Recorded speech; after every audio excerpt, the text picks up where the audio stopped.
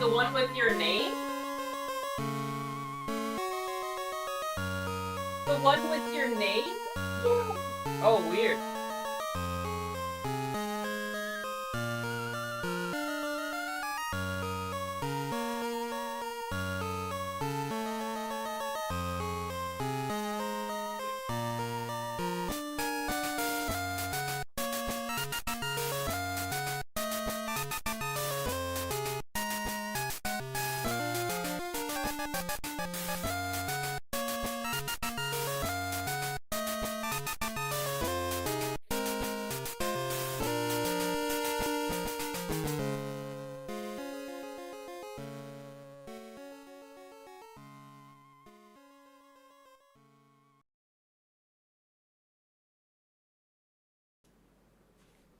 Why, hello, guys. Husbanus just walked in the room. I'm staring. Oh, he's running away. He's running away. Unbelievable. Unbelievable. Sorry for the little delay there. Got lost watering my plants like a fucking old lady.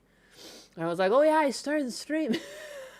Like, I don't know. Like, I knew it, but at the same time, I was there watering my plants. So, yeah, I don't know.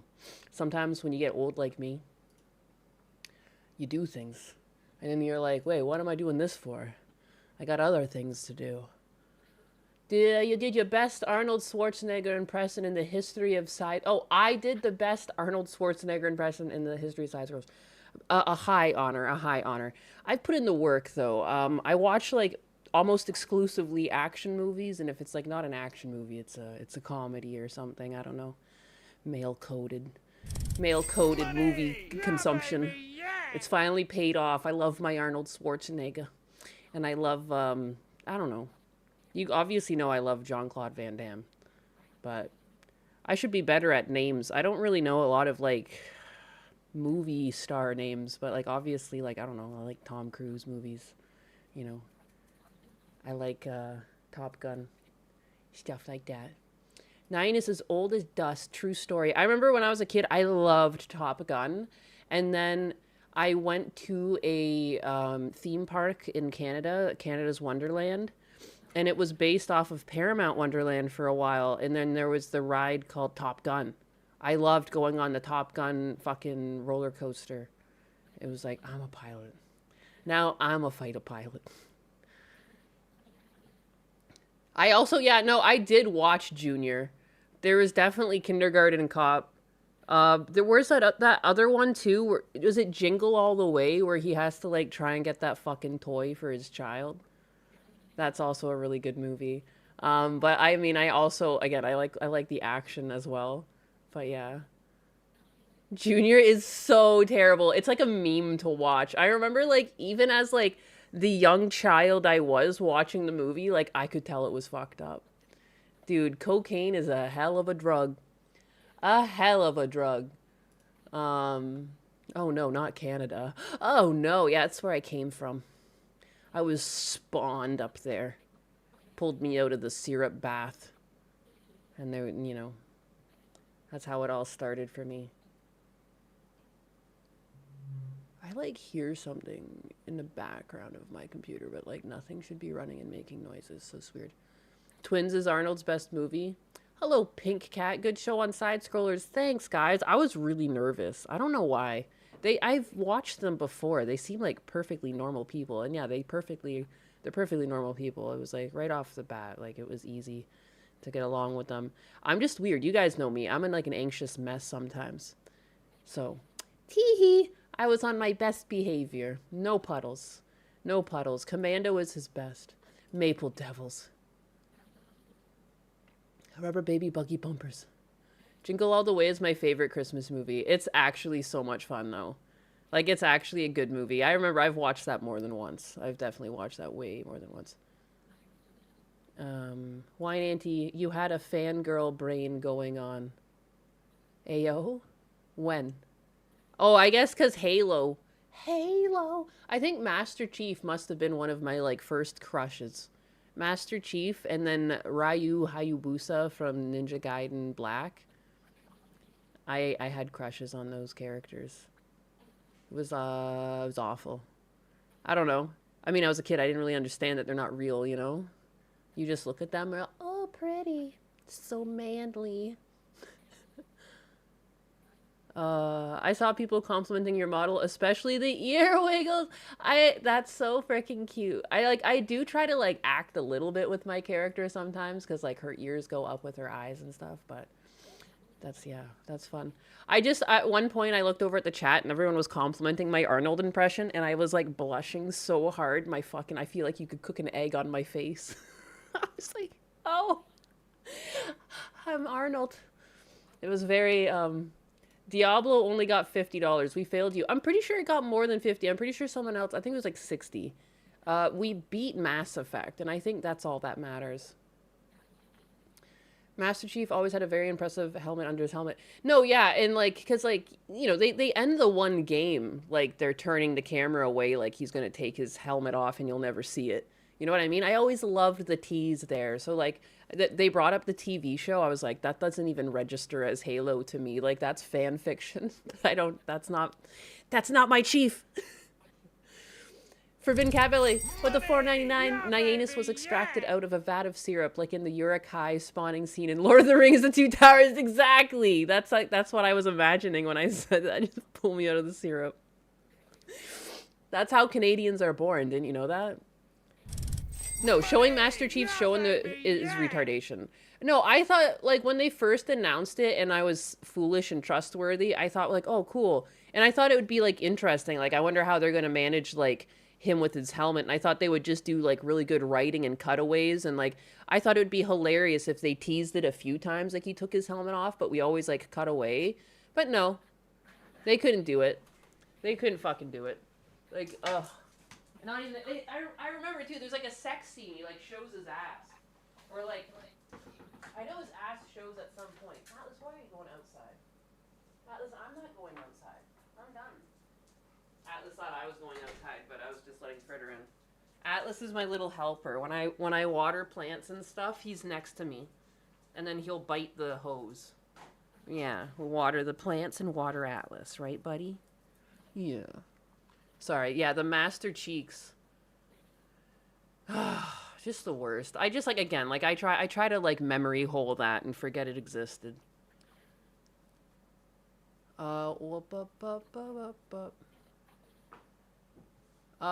Anxiety. Your dad just left from work telling me that he and my mom got to go to the hospital for my grandmother. She might need surgery. That sucks. Surgery for what? Fan movies were better than the show. Yeah, they were.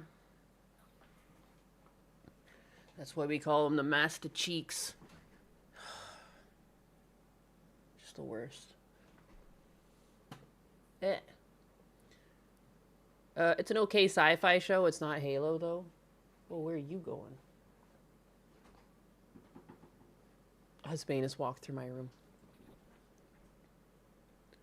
He likes to distract me with his body. With his bodice.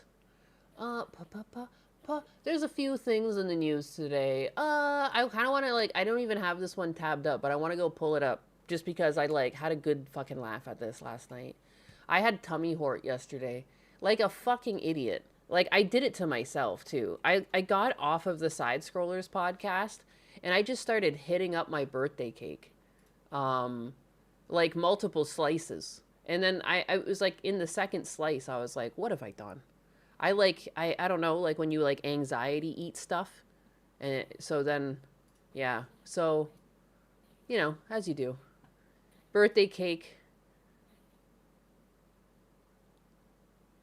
You've been around a lot of family death. Your dad lost 2 of his sisters in the last 2 years. Yeah, it sucks. As you get older, that's just going to happen. Like, that's why I'm always such a big proponent of like spending as much time as you can with your family. All of my dad's brothers and sisters have gone, other than the one aunt that the bitchy one remains. But like, you know, all the cool ones and stuff, they all passed away. It sucks. It sucks. But again, you got to make the most of it. You got to remember the good times. Like, people are going to get older. There's really nothing you can do about it. You got to make the best of the time you got. Because if you focus on the loss, like, you're going to get stuck in a fucking loop. You got to just hope for the best. And again, like just quality time. Like even if they're in the hospital, like I still went and like, you know, spent time with them in the hospital. You gotta do that. You only get one family. The mean ones always seem to last the longest. They live out of spite. It really seems to be that way. Like no, and again too, like I don't want my even my mean aunt. Like I'm glad she's still alive, but it is interesting that like the most spiteful one is still going. She's also the oldest. Um, Bless her. You seem to enjoy myself on side scrollers. Yeah, no, I had a lot of fun. They're like really amicable people. I really like Phoenix. You know what I miss? I realized when I was there, like just being able to debate and go back and forth with someone and like no one's mad. You know what I mean? It's been a while because like when you're on the internet and you type to people, like most like what you get is anger if there's an opposite opinion. I like when I'm talking to an adult and we have opposite opinions and like we're still like, a agree to disagree. Like I don't know, like we clearly have different nuanced takes on AI and it's fine. Like, you know, and we could exist. Like so I like stuff like that. I like, you know, I think that's indicative of most adult people. Just like don't let crazy people dictate everything. Crazy people scream the loudest, you know? But I think sometimes there's a misconception where people will say everyone is like that. No, just crazy people online are like that. Most people are normal outside of the online world. So yeah. Remember when their previous social media manager went on a power tripping spree on X? I was one of the peeps who got blocked. I never requested an unblock. Yeah, I remember that vaguely. Like they went rogue and they started just like shit talking and blocking people. I didn't really understand where that came from. Everyone always gets their fifis up all the time. Yeah, it's obnoxious. Like I don't know, get your feelings out of it for a moment and just talk to me. Because again, like if I were to speak like deep down how I really really feel on AI, it'd be completely different. But like, you know, it some people might not think it's healthy, but like again, like I had to put aside how I felt on a personal level to be able to survive. You know what I mean? Like I would love to go back to hand drawn animation. I'd love to go back in time. I'd love to be alive during the 80s, but I'm not, you know. So like I have to adapt. You know, you got to adapt. I think the people who stay super super mad, and I would consider like, again, it's not like Phoenix is super mad about it. Like he's adapted too, but the people who just like screech the whole time, you're not adapting. Like you need to prioritize your own mental health first. You know, and I think a lot of these people don't realize what they're doing is they're projecting their like mental health issues onto other people, because it is an issue and it does suck to have humans replaced, but screaming at other humans using it isn't really going to make them see your side. You know, you got to meet them in the middle and try to speak to them and like, explain your feelings and your thoughts instead of just being like, I can't tell you how many times people have just been like, you're a fucking idiot. Like just because, like, you know what I mean? Like, why am I a fucking idiot though? I'm fine with you calling me a fucking idiot for my opinion, but can you actually back up your points and explain why your point of view means I'm retarded? You know what I mean? Like, but they don't do that. They're just like, you're a fucking idiot. Like, okay, cool. Really constructive feedback there. Thanks. I'll put that in my back pocket. And now I'll definitely change my opinion, you know, because you called me retarded. You didn't really tell me what my opinion should be, but, you know, now that some rando on the internet called me retarded, I better change my opinion. You know, it's like so weird. I don't know what the fuck these people think they're doing. Not even in the middle, just articulate logically. Exactly. You can only put your mental health aside for so long before it hits the forefront and you're forced to deal with it. It's true. But the thing is, I think understanding that AI is inevitable, as much as in the sentence it sounds like I'm giving up, that is more of a protection for my mental health than to try and fight this thing that is impossible to fight. You know what I mean? To try and be like, I will social justice warrior AI and I will become a force for quote unquote good and make sure no one uses AI and shit talk them when they do. You know what I mean? Like at the end of the day, I'm just going to be more miserable. That's not going to be really beneficial for my mental health. And if anything too, like I'm trying to bring down other people's mental health by just dragging on them. Like, I don't know. I'm good on that. What if they meant retarded in a good way? Hey, then that's not so bad. Yes, arguments presented without evidence can be dismissed without evidence. Yes, exactly. I don't need them to agree with every microfiber of my views. Just present your views with a logical presentation. I would rather listen to Marx than an American far leftist. I won't agree with Marx, but at least Marx, Lenin, and Stalin were good at propaganda and articulation. Yeah, a lot of the modern American leftists think like debating is like if I scream louder than you. And it's like, holy fuck, is that ever not debate? You accept reality despite hating it. But, and again, like I'm in a better mental state for having accepted it than I was when I was trying, obviously I was bitter for a time, like not being able to get a job, recognizing what's happening, seeing all my other friends like have to like lose their jobs and stuff like that. It sucks. But like sitting and sulking isn't going to make the job come back, and it's just going to have like a worse effect on my overall life when like I sit and mope in bed all day, you know. You can only do that for so long before you got to move on. Like I basically like mourned the past in my career like it was like a dead child, and I was like, well, I guess I have to move on now, you know. I miss my career. Like yesterday I was wearing, cuz I went to like some film festival at some point. I looked down, I'm wearing like a film festival t-shirt, and I was like, "Oh, look, it's back when I had a fucking career." You know? And I did. I got a little sad for a moment. It went away. You know, again, it's like I get sad about lost family members still. Like it's the same. I feel like I feel for my career the same way I feel for people that passed or an animal I lost, but oh well. Nain, it's awesome to see you on Side Scroller yesterday, right? Thank you. And you know what? Thanks to you guys. Like, I know a bunch of you guys kept tagging me in their posts, you know, and I'm too shy to interact with things like that. So I appreciate you guys vouching for me and getting me on there because I know they've had it open that I could have reached out to them, but I just never do shit like that. I have a hard time vouching for myself. So I appreciate that you guys all vouched for me because I had a lot of fun. And they invited me on again. I'm going to be on again on the 3rd. The 3rd of June? The 3rd of June, and Archcast is going to be there with me, so that'll be fun, because I've talked to him before, so it'll be fun to talk to him with a group of people as well. Woo! You have a great career with this streaming thing. That's what Husbana says. And again, like, I think this is... I don't know why. It doesn't feel the same. I don't know. I make a joke too that like now I'm spreading my anus all over the internet, and like it's fun to make the jokes, but like there is something to be said. As much as this is a career, and I'm not trying to belittle it. It's like from my perspective, you know, like you guys know how frugal I am. It hurts a lot that I have a bachelor that is useless now, on like a deep level. Like it's like, you know, yeah, it's paid off. I paid it off. I've long since paid off my student loans, but it's like the principle of the matter. I hate that I spent all that time. It's not just the money. I spent years of my life on that fucking stupid thing, you know? So there is a bit of bitterness there, but again, like it's like freaking out at people online using AI tools isn't going to make that go away. It's not going to make my money come back. It's not going to give me my time back, you know? And it's weird that I have like I look at people freaking out about AI to me, and it's weird to have like a calmer position on AI, having been absolutely fucked by it. Like this thing had its way with me, and then there's people online who aren't even artists. They've never worked in a studio telling me what's good and what's bad. I'm like, man, please.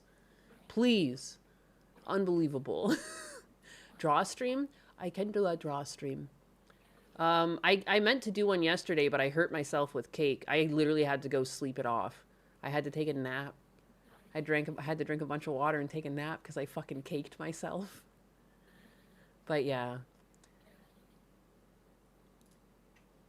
Remember, get your bag now. Most YouTubers have a ride of like, what, 5 years before they fall off? Some rare ones go way longer. Thanks, Fear of FEMA. I appreciate that. I appreciate the reality check. Nine carb coma. It was a carb coma. Because I tell you guys how I eat, and I usually just have cheat days once in a while. I'll have like one slice. I had 2 back-to-back slices of cake. Like, it just fucking KO'd me. It was game over for me. I don't know what the fuck I was thinking. Even Husbanus was like, what did you do? And I was like, I ate so much cake. And he's like, why? I'm retarded. I don't know. Like, I was... Like, it was like aftershocks of stress. It's still like, I don't know. It was still a big thing. Like, I was happy that I did well on side scrollers, so I went and I still had anxious cake, you know? Night is diabetes. No.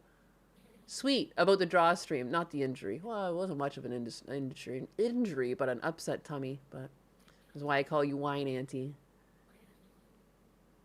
I need to get my proper commissions done. I want to touch up the Lumi one. I went to export it and I looked at it and I'm like, I don't like the hair. I want to touch it up.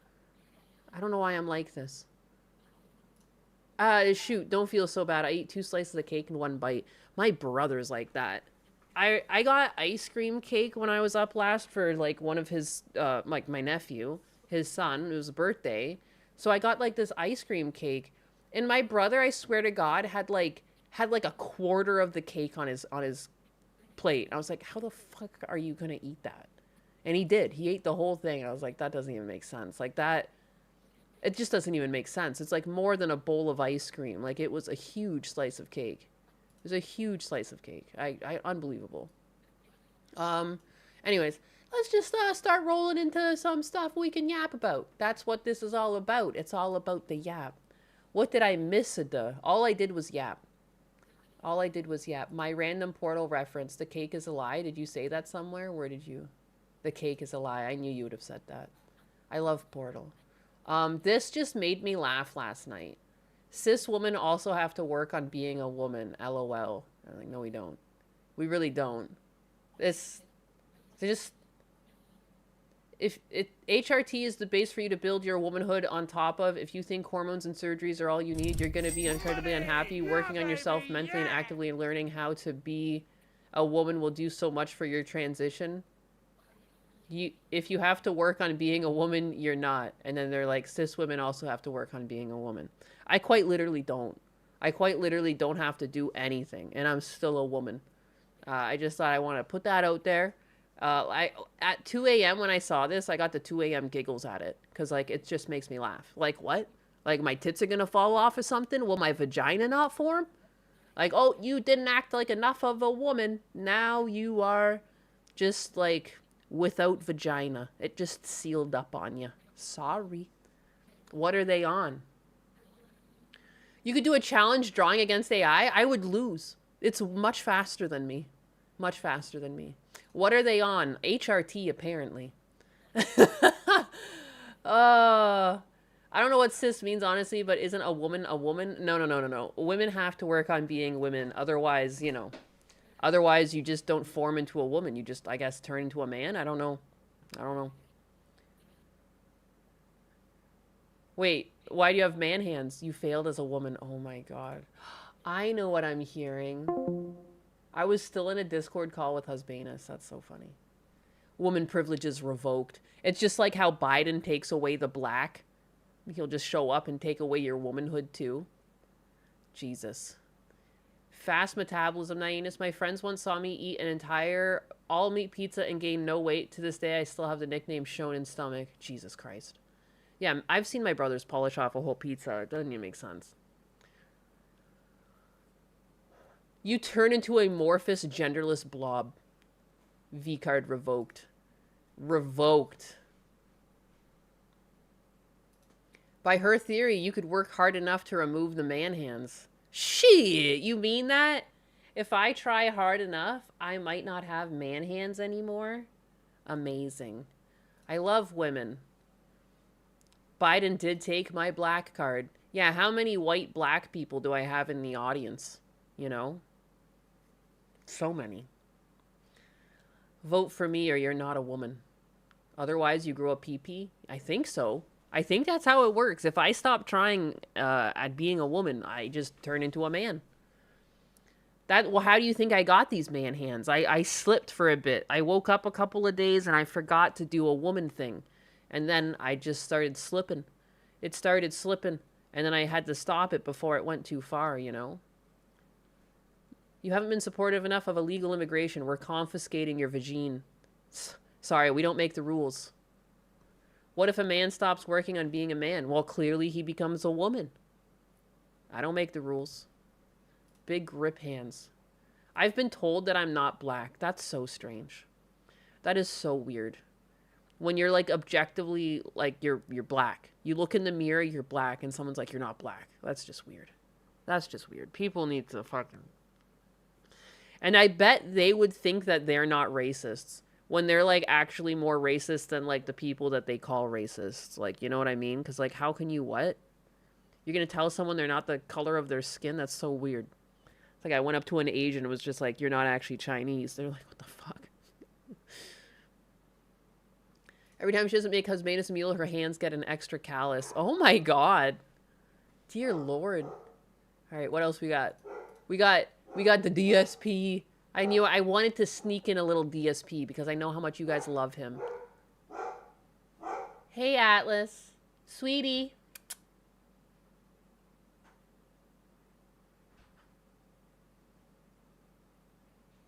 What a nut. Oh, here he comes. There's like a delay. Hey, baby. Atlas. He's looking around. The anti-racist people are the most racist than the people they call racist. It is. It's how it goes. It's how it goes. It's very strange. Very strange. The dogs fear Phil, and rightfully slow. So, slow. Oh my god, I'm rightfully slow. Holy moly. I don't even know what he says in this clip. I just put this away into my bookmarks for you guys. Because I know you guys beg for the DSP. You yearn for it. Hey, Atlas. You done screaming, baby? Sonic the Hedgehog and Godzilla are going to get a crossover comic book together. The most random, unexpected crossover ever. Yes, you want to know what that's called? You want to know what it's called? Pop culture slop. That's exactly what it is. It's basically, we're to the point now where pop culture is so meaningless and stupid that they will just cross over any two things for the sake of saying, hey, look, it's a crossover, pay attention and give us money, rather than it have any kind of meaning. Anxiety with the 2. When I see Nyanus's hands, I hear it's clobbering time. It is. I don't have the exaggerated swagger of the black man. I'm not part of the culture. Damn, dog. Outed. Outed. All right, guys, welcome. Welcome back to the Ninja Turtles event in Call of Duty Black Ops 6. As you can see, today on the podcast, I purchased Raphael after us playing so much of the Ninja Turtles event and having so much fun with it. Man, what the fuck were they thinking with all of these crossovers? Come on! I don't want it to be Fortnite. I'm so tired of fucking CEOs and boardrooms just obsessed with money.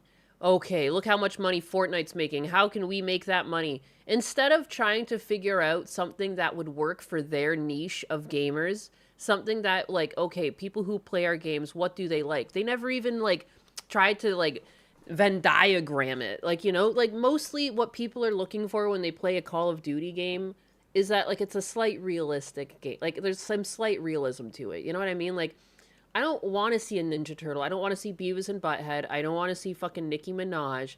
Like, bright pink. Like, I want to wear my army slacks. I want to run around, and I want to be, like, as covert as possible, and I want, you know, to play the shooting game. I don't want to play like this. Like, it's not Quake 3. It's like, you have been this brand. Please respect, like, your core. Like, I don't understand why they ever did any of these. And I do know why. It's because Fortnite. And CEOs just look at cause and effect, and they don't really think about their fan base, and they're just like, I want that money too. Slap that shit in there. It's awful.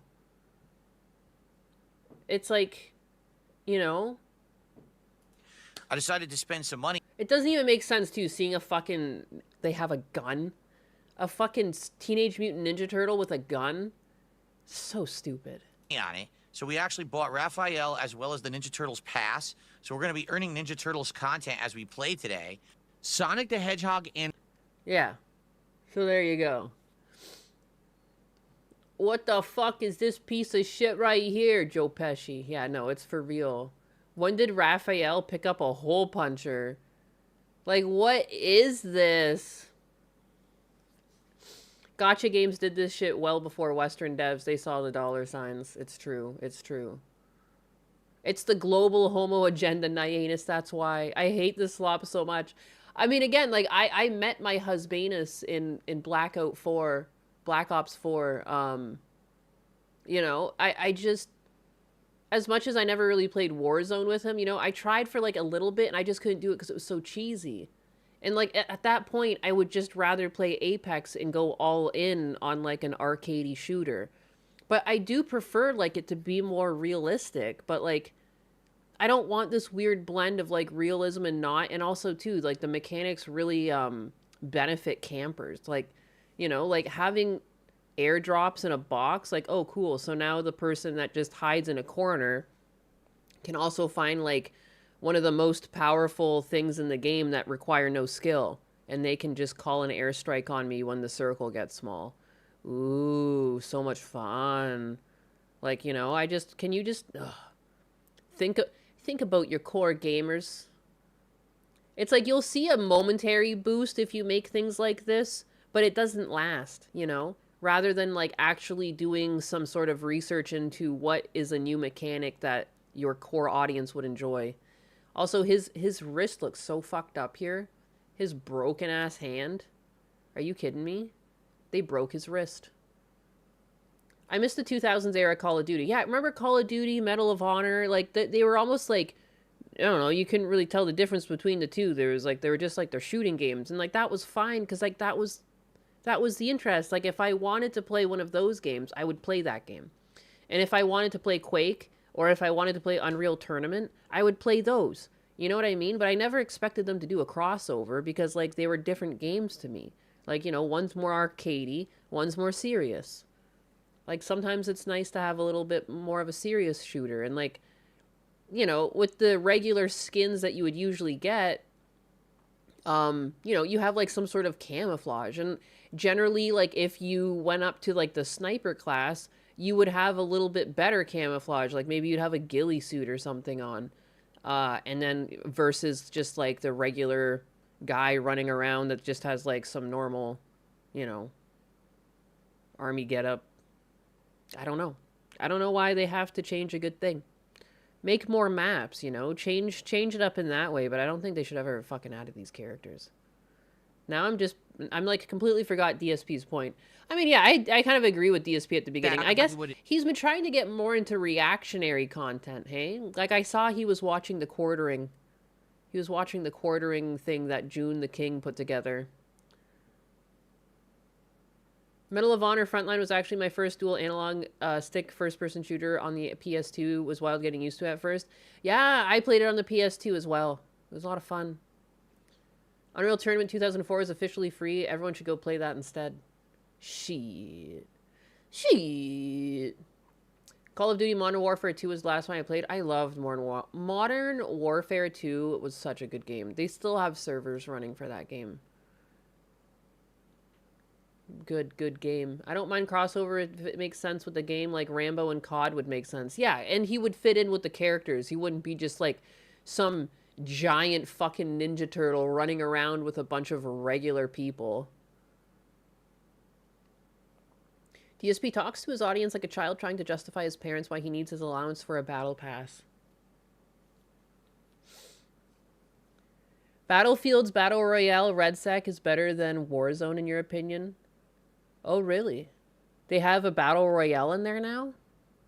Is that in the 6? Or what is that? What? I love Battle Royales.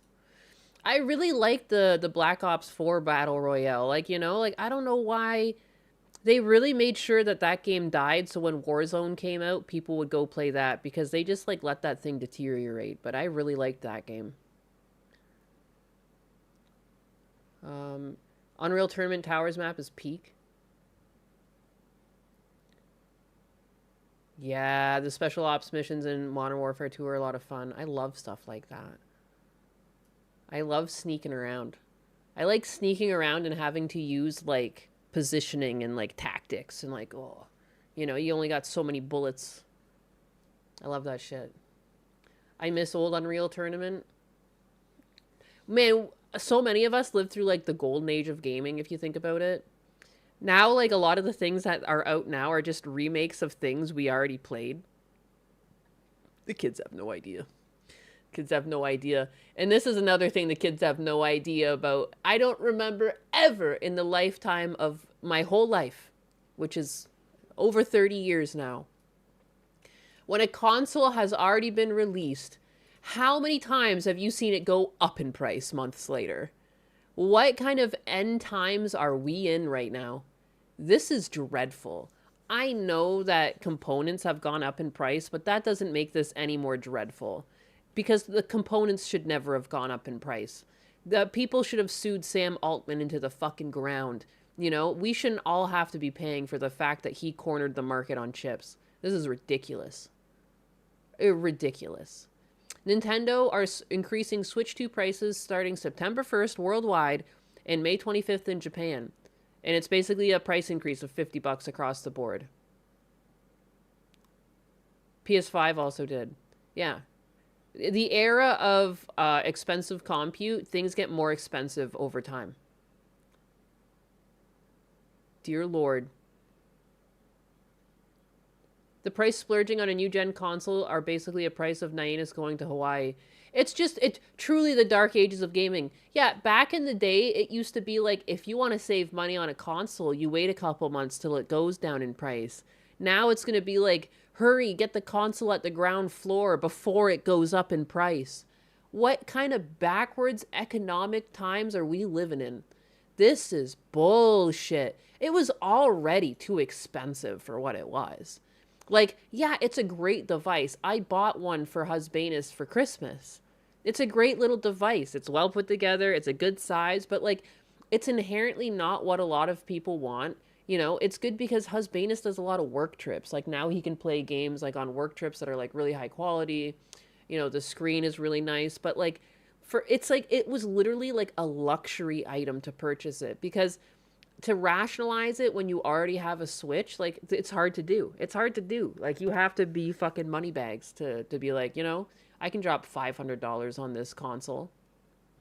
But we live in scalper era. Well, I mean, this isn't even scalpers. This is just the price of compute going up and affecting the price of consoles. Just wild. Yeah, baby, yeah. Never gonna be able to get a Switch 2. Nyannis, take my money. Thank you. I'll take you $2. I'll take you $2. I'll put that in my pocket. I'll put that there in my pocket.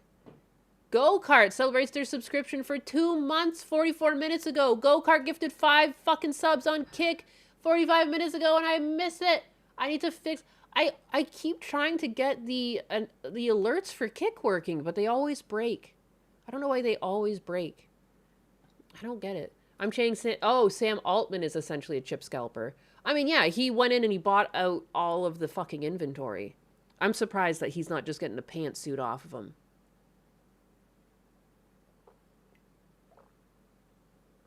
Ah, oh, coffee. Delicious. Damn you, Scam Altman. I saw that trending the other day and I fucking loved it. You guys know I've been shitting on Sam Altman for months, so like, that's blessed be. Blessed be. People are figuring it out. Motherfucker. Because for the longest time, people were like, this AI output is the reason why everything is so expensive. It's like, no, it's specifically Sam Altman. Everyone else was being ethical with their purchasing until Scam Altman came along and just fucked the whole world. Fuck that guy. Fuck that guy. It wouldn't annoy me as much if it wasn't just a rehash of the last Nintendo console. That's what it is, too. That's why it's going to be hard for people to justify these prices. And now it's going up even more? It already felt like a console that should have been around $300. You know, like, it's unfortunate because if we never went, like, over time, technology was supposed to get cheaper. You know, like, that was the whole, like, there's a law behind that.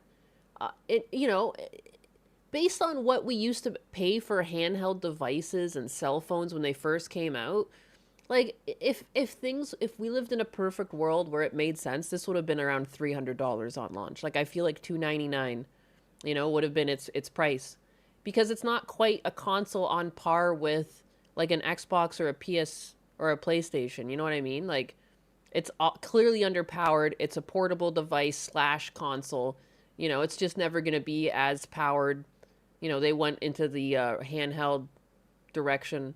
I just $500. I'm just too old. That's too expensive for what this is.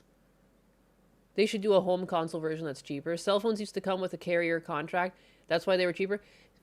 Cell phones used to come with plugs and fucking cords to charge them. They're starting to take that out of the boxes now. They're like, you can go buy that separate. They're really like learning how to nickel and dime customers for everything they're worth. Like, go look at Mac. I mean, I never buy Mac, but it's interesting that like every single thing that you do to a Mac, it's like an extra $200. Like, you can upgrade their RAM. It's an extra $200. It's like you buy their Mac screen. It's like it needs a fucking stand. It'll be like $400. Like still a denomination of two. Like, but it's everything. It's so expensive. Isn't Open AI crashing and burning now? It is, but not fast enough. These things never happen fast enough for the people that cause bullshit. Cell phones used to come with earbuds. They did. I remember that. Mac is gay. Mac is gay. Big gay. Red River Bard. I felt like pricing was completely wrecked when they decided digital games with no hardware was the same price as the physical game. Everything else is a money grab. It is nice, and I'll give Nintendo credit where credit is due. I have seen that some of their digital games now are cheaper than the physical. I guess people complaining paid off, but you're right. Sometimes that still happens, and it was happening all the time for a while. It's like $69.99 digital and physical, you know. But Mac is in fact gay. You know what I miss too? When you would get a game and it would come with like multiple booklets. It would come with like a booklet with like tips and tricks of the game and like buttons, you know, and then it would come with another booklet with like some of the art and the production work and maybe some of the maps. You know what I mean? There used to be like a real sense of like pride. You'd get like a package, like here it is, like our game and like everything we did and the world we built and a little synopsis of the characters, you know, and maybe there'd be a page where like there was character art and explained who they were and what they were doing. I miss that shit. I miss that. It was like part of the joy if you got a game, someone gifted you a brand new game and you would get to flip through the book and everything. Because like usually when you're given a gift, you know, I remember getting, you know, a gift for Christmas and you read, you just sit there and you read it. You sit there and you read the books and you can't wait till you get to break away and go play the game, you know, but you can't yet. So you got the books to flip through. Kids these days, they got nothing. You get the game, you open it up, it's like an empty plastic thing with like a tiny little cartridge like plopped in there.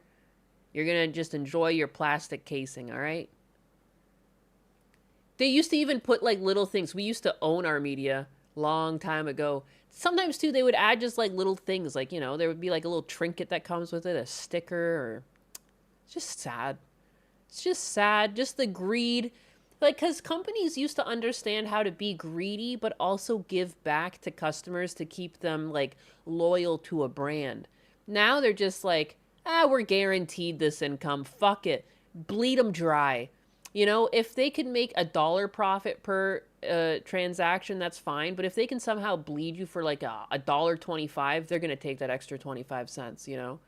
And that's the sad reality, is that I think a lot of companies could still make profit, but they choose to make even more money and give you even less, even though they could have given you a little bit more.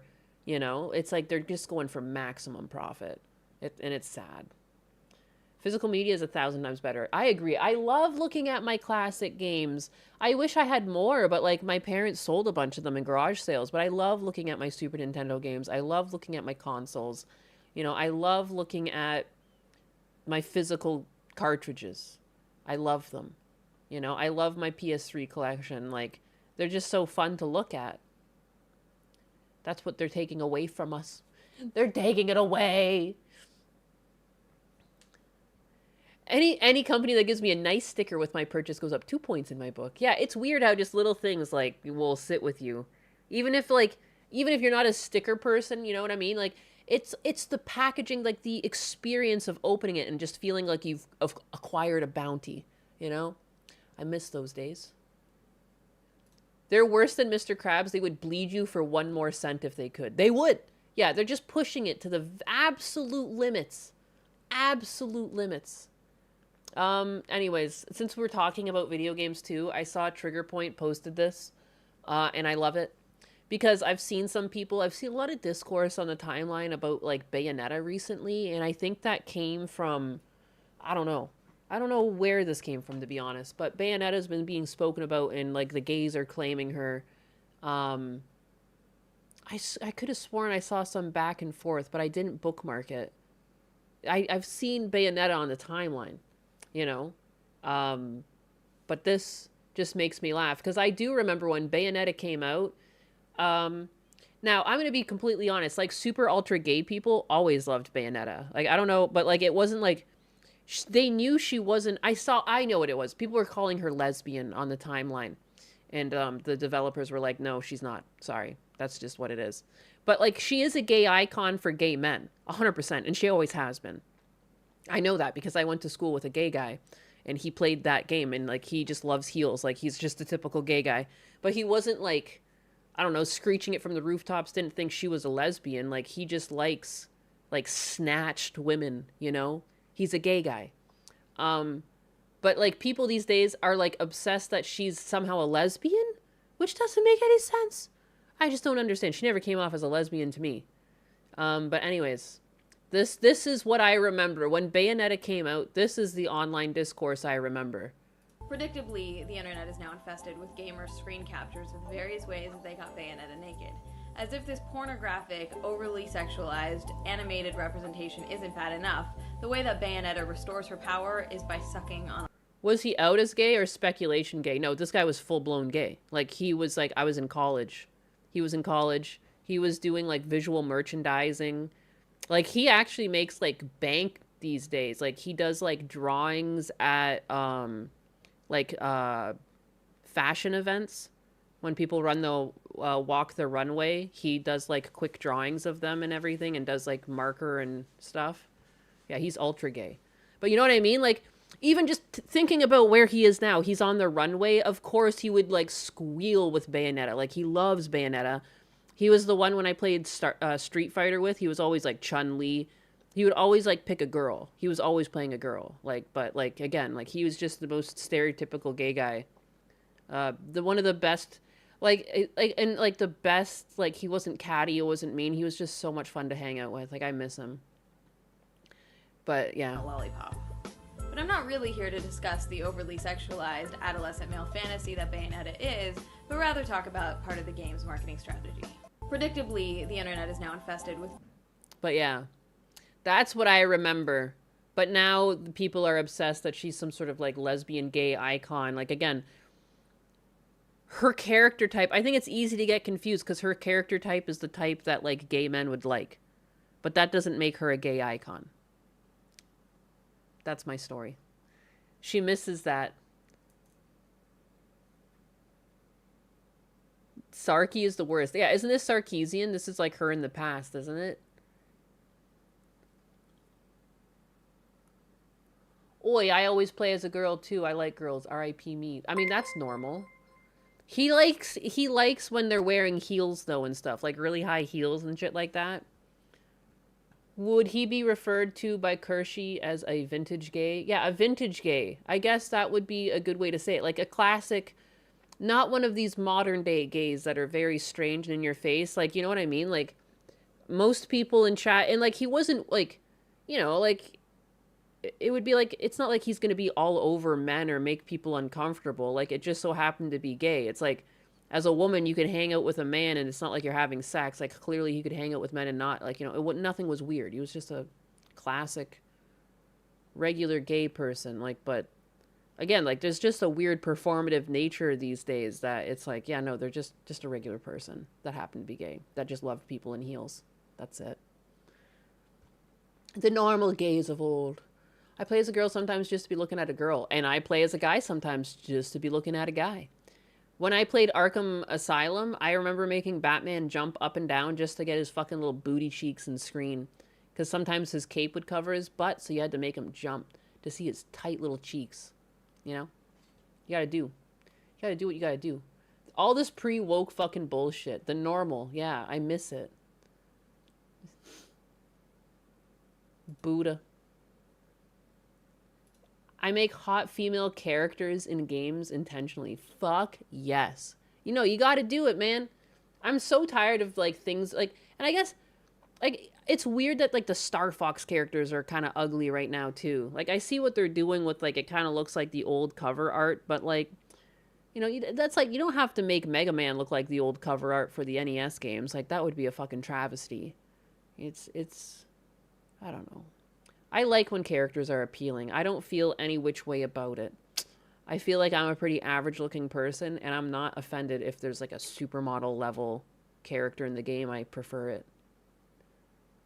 The Star Fox of Dunkin' Donuts. Nines is a freak. I am not. I am a normal person. I am just a normal anus here on the internet. You know, I can easily say to people that my career is spreading my anus on the internet, and people would think that I'm some sort of OnlyFans creator, and I'm not. But my sentence is still objectively true because my name is Anus, and I'm just all over the place at this point. So, you know, pretty crazy. I don't know where that thought came from. Like me, I'm a chaos agent type of person. Everyone goons. As long as they're gooning to adults, I feel no shame. I'm just your average anus. Honestly, if sexuality is a huge part of your personality, it just means you have nothing else. It's so true. Because, like, sexuality is a huge part of everyone's life. But then you also have so many other things going on that, like, yeah, it's not the the forefront of your everything to talk about, like, what sexually pleases you. And, you know, that's what it comes across as when people are so open about, like, oh, I'm trans, oh, I'm gay. And it's like, you know, back in the day, just no one cared because it only matters like when you're trying to find like a relationship. Other than that, you're just like a regular person. And like usually what's more important is like paying the bills, getting food to eat, you know, roof over your head. Like you're too busy with life to care about what your sexual preference is because the majority of the day is spent surviving, not fucking. So, you know. I don't care about your personal degeneracy. It's tiring, right? And the nice thing when adults kept their adult lives to themselves, like less of it was pushed to kids. Like it's just everywhere in media these days. And like radio stations don't even try to like keep the bad tracks off anymore because if they did, there'd be no music playing. So like all the sexual music that plays, like I don't know, man. Like it's just so unclassy. What an unclassy society we're living in at some point. I don't like the billboards. I don't like, again, I've even told, I don't like, even as someone who smokes weed from time to time, I hate the marketing around weed stores. They should not look so flashy. What the fuck is going on? It's not so much a problem in Florida, but when I go up to Ontario, like, I swear to God, like, it's attractive looking. Like, your signage shouldn't look so colorful. You shouldn't have to have, like, you shouldn't be able to have, like, flashy LED displays and, like, you know what I mean? Like, it should just look like a nondescript building. There should just be, like, a pretty basic font on your thing, and people who know what they're getting will go in there. But it should just look like some sort of office. Like, it shouldn't look so blinged out. Like, it looks so attractive to youth. Like, I don't like it. I don't like it. Shouldn't be like that. Yeah, WAP was trash. I hated that song being so public. It's so weird, though. Like, if I don't always listen to the radio, but I've been in the car the odd time when the radio's on. And it's just like, you listen to the lyrics, some of the songs playing, and you're just like, what the fuck is this? Like, how is this just, like, on air? Like, I remember, like, music being more bleeped or, like, just whole songs wouldn't even find themselves on the radio because it was, like, too much. You know? I don't know. They look like candy treats now, too. What looks like a candy treat?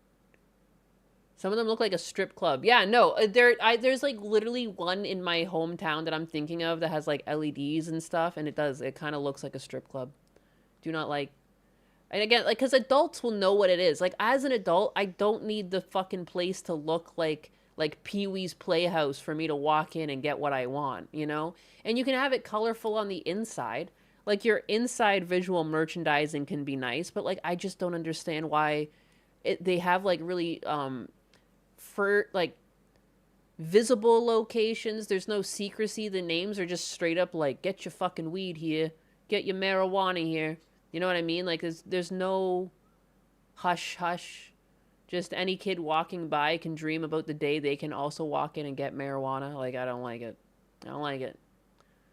Macaroni in the pot. That's some wet-ass pussy. Awful. Awful. Vaping in weed stores are the gay equivalent to smoking lounges. It is. Believe me, the stoners will find it without the neon. Yeah, and again, like, I don't... Even as an adult who smokes weed, I don't want all kids to smoke weed. Like, I think it's like a person-to-person basis. You know what I mean? Like, it shouldn't be idolized. It shouldn't be, like, something kids look forward to. You know what I mean? Like, I don't like it. I don't actually smoke, so I'm not part of the problem. LOL. You son of a bitch. Just sniff, you'll find them. Should liquor stores have neon signs? I mean, I've never really seen any like that. Usually it just says like it's a liquor store and it looks pretty basic. But maybe they do. They probably do. The only way I find out about new music these days is from meme shorts. I check the FM and then turned right off again. I must resist my urge to judge. I'm straight edge. The closest I have to an addiction is Coke Zero. Shit. Straight cut. I don't understand what they are allowed to have flavored advertisements for cigarettes. So why is it allowed for vaping? That's interesting.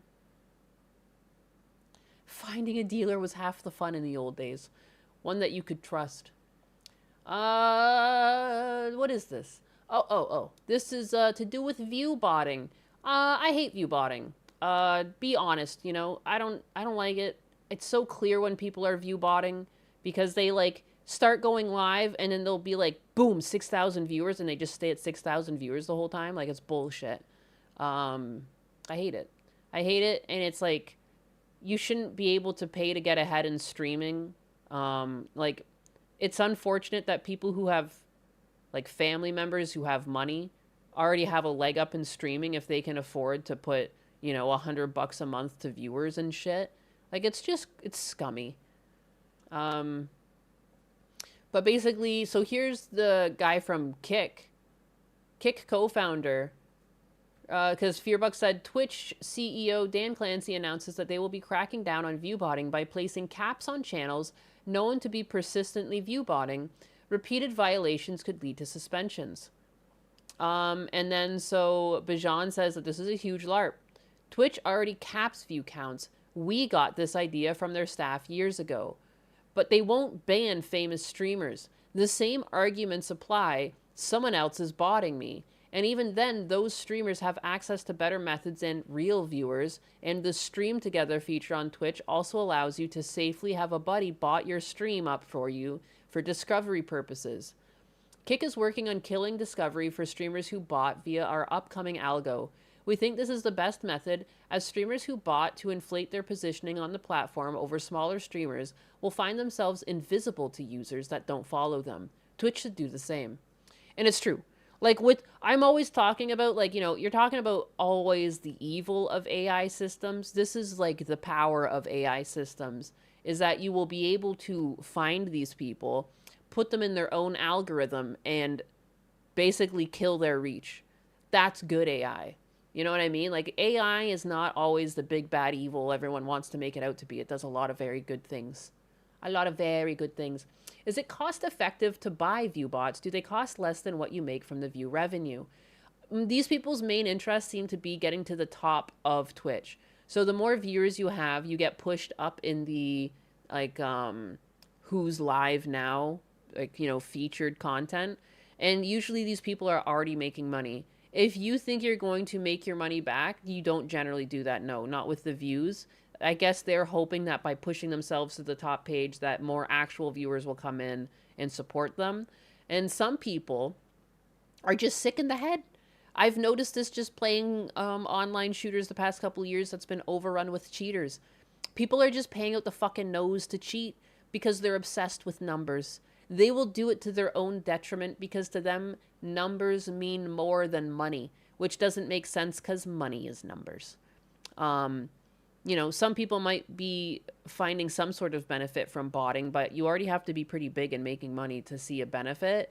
And at that point, it's just to keep you at the top of the page. You know, it's just cheating. It's just cheating. I don't know if it's actually going to be viable for the money spent or if it's just a my dick's bigger than you kind of game. I've never considered doing it. To be fair, I checked it because I didn't feel like connecting my phone. I don't know, that's two. Truth is, we're all AI built by Husbanus to keep Nainus busy so he can get shit done. It's true. I saw Memories of Rem at the beginning was just like, why are you still here? I thought you were going on vacation. But Husbanus was still working on a project. Like, he's been trying to do stuff, you know, working on his cars. He's in his garage, you know. And it's his holiday. Like, he hasn't had a vacation from work, and we still have days to go to the cottage. Like, so instead of spending, like, a little over a week at the cottage, we're just going to spend, like, 5 days, but that's fine. That's still more than my main concern with going to the cottage. I like to catch a fish, kill it, and eat it. That's it. It's been a while since I've caught a fish and ate it. That's all I want. I'm a simple girl. Nihilus was trying to escape us, but it isn't allowed. Ah. Cheating isn't fun. I don't get it. Me either. I was raised too honestly. Like, I don't... Numbers aren't everything. Money isn't everything. You know what I mean? I have lofty goals for money because it's very expensive if I wanted to bring my dad to Florida because of health and all this other shit.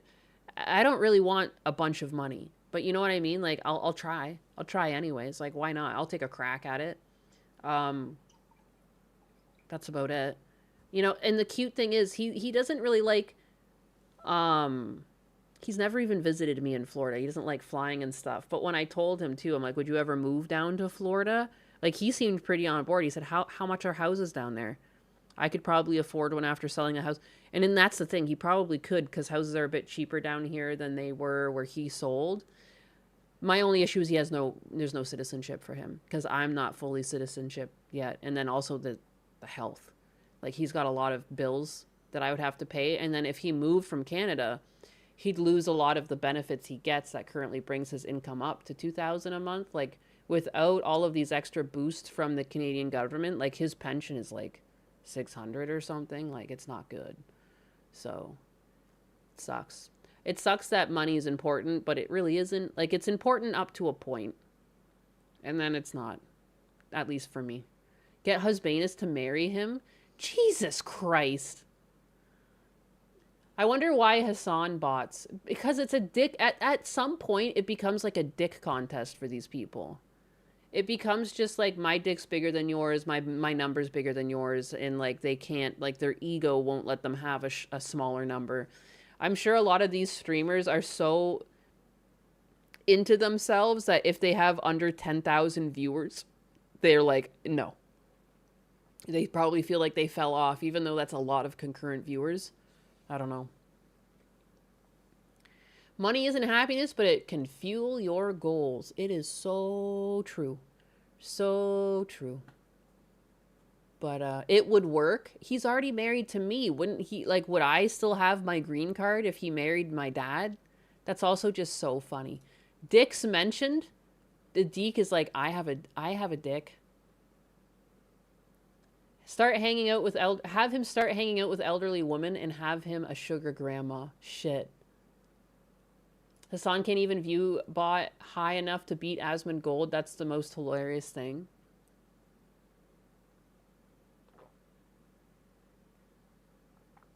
You'd love to hear Husbanus and Pop Anus interact. You know, I don't know how to tell you guys this. My dad doesn't say much. My dad is a very quiet person. I think it's interesting, like, yeah, I don't know. Like, even, like, last night, I hung up, you know, when I was ending the call with him, like, I'll say, like, I love you, and he goes, you know? I don't know. He's a quiet man. Quiet, reserved. He speaks to me a little bit, but, you know, I don't know. He doesn't really yap. He doesn't shoot the shit. He'll tell you if something is coming up and there's something to do or something, but very rarely do we just, like, gossip. He's not a yapper like me. No, absolutely not. No. My dad did a good job raising me, though. Hope he's proud. He is proud. Of course. Of course. Pop Anus is a silent Bob. He's strong and silent type. The manly grunt is, I love you. I know. I know. Oh, my goodness. Frittacini. Frittacini. Anyways, yeah, so this I thought was interesting, and Trainwreck left like a really good reply, and this basically hits it exactly on the head in like what makes it so obvious someone's view botting. You know, you can look at their charts too, and there is, you know, it's like it's clearly not a natural growth. There's no natural trend. There's no natural ebb and flow of people coming in and leaving the stream, or it's just, I don't know. I look at my back-end analytics and, like, yeah, like, you'll go through sweeping up trends. You'll get to a topic people don't care about. Like, you know, for me, it's not hundreds. For me, like, you know, 10, 20, 30 people can leave. And then maybe they'll come back. Maybe I'll peak back up again to, like, 150. Then I'll go down to 100. But like these streamers, it's like they'll go up to like say 6,000 and they just stick there.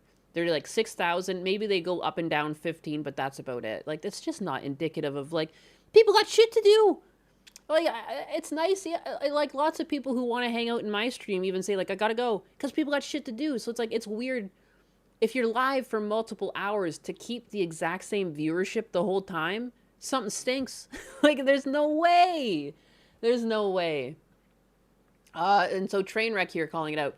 It doesn't even take today's generation of streamers 30 minutes to hit peak viewership. It takes them less. And they hold exactly what they pull in the starting minutes across all sections games. With camera, without camera, it doesn't matter. And that's what makes it the most obvious. Yes, I would say so.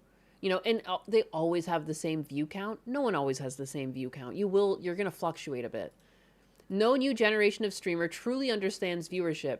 They think because they get 300,000 likes on Instagram that it makes sense to bot to 10 to 30K live viewers. Or because their TikTok is at millions of views or followers that the live viewership follows it 1-to-1. But it never does and it never will. Yes, almost all viewbotters don't understand live viewership versus views or likes. And the worst part is Twitch doesn't understand it either. And that's why the most blatant viewbotters of Twitch are never affected by these anti-viewbotting programs and are not being affected, and it actually gives them even more credibility. It's so true. It's just true. It's just how it goes. It's just how it goes. Your dad is a yapper. I'm the opposite. You know, some men are the strong silent types. That's what my dad is. He's a strong silent type. 10 to 30K watching paint dry. So basically it's farming for perks. Yeah. Yeah, I'm mostly listening. I know I chose these hours to stream because when I used to work a job, I would sit and listen to streamers while I was working my job. So I try to be live during the time I know people might be sitting and working. So I also understand that there's like a large majority of lurkers. Some people might not even be participating in chat, but like that was kind of my goal with this time slot that I ended up choosing. And then that way too, like I was no longer streaming when Husbanus got off work so that I could cook dinner for him. I like to cook dinner. You're lucky to get 1% of your subs. I mean, yeah, even on my analytics on the back end, it's like 15 or 20% of my people who watch aren't even subscribed. Like, that's a thing that happens. Like, I don't know. Good morning, chat in the pink cat. Good morning, Dynamodel. Good morning. Hope you're doing good. But yeah, I just think that's interesting. And like, I do hope they do something to stop view botters because it's just fucking lame. Like, you shouldn't have, it's just lame that money will just make you more popular and famous just because you can buy view bots and shove yourself to the top. Like Clavicular, like I'm pretty sure that's the only reason why we even know about him. Because he came out of fucking nowhere. No one ever heard about the guy, and then suddenly he was everywhere. Like, that just feels like you were literally shoehorned into it. There was no natural growth. It was just like, bam, here he is. I also listen to you while I'm at work. Your stream helps me get through my work days, Nyanus. Aw, thanks, Donnie. Always figured 10% of your subscribers is a good starting goal. Yeah, dude, I feel blessed anytime I have, like, even having 30 viewers. Like, I thought it was so funny the other week when, like, Mike from PA cherry-picked my Twitch, and I had 29 viewers or whatever, and he was like, you shouldn't quit your day job or whatever. That's actually great numbers. Like, I don't understand people have, like, lost their reality. People have lost touch of, like, what numbers mean, right down to how they spend their money, but also, like, just inherently what numbers mean. 30 people? There's so many streams going right now on Twitch, and 30 people were in my Twitch stream. That's actually great. You know how many people are streaming to one person? Like, I just don't understand. Like, and that's part of the mentality that makes people view bot. Then they're like, oh, it's shameful to have 30 viewers. Oh, it's like, are you fucking kidding me? That's great. It's great. You know, you got to start somewhere is such a motto. You have to start somewhere. You can't be discouraged just because you don't hit 1 million in a month or something like that. You know, like, it's crazy. I'm thrilled if I get 5 people in chat. No, it's a blessing. Anyone who chooses to spend their free time with you, it's a fucking blessing. All right. Like, I don't know. I hate these people that just look at numbers and they don't think about the people behind the numbers. And like, realistically, like, what does even 30,000 people like watching a stream even mean? And like, you know, it's not real because the chat isn't moving fast enough for 30,000 people, you know? I've gone into a Hassan stream. I think like he's got like at least 10,000 view botted. Like, it doesn't seem like he's got as many as he says he's got. Start from a chalkboard and work your way up. 30 viewers is hardcore. Yeah, it is. Hassan bots. But yeah, I don't know. I feel blessed all the time. All the time. I love you guys. I will not flood you with bots. Like, I just don't care about numbers like that. I'm late. I missed the notification. And again, I think people have called me out in chat too. They know that I'll never bot because I'm too fucking frugal for it. And I am. I saw when, what's-her-face was view botting. Not Nina Lynn. That's so fucking racist of me that I'm getting them mixed up. Extra Emily. Extra Emily, it was like $100 a month for 1,000 viewers. Yeah, catch me outside with that. That's too much money. $100 a month? Eat my whole asshole. Absolutely not.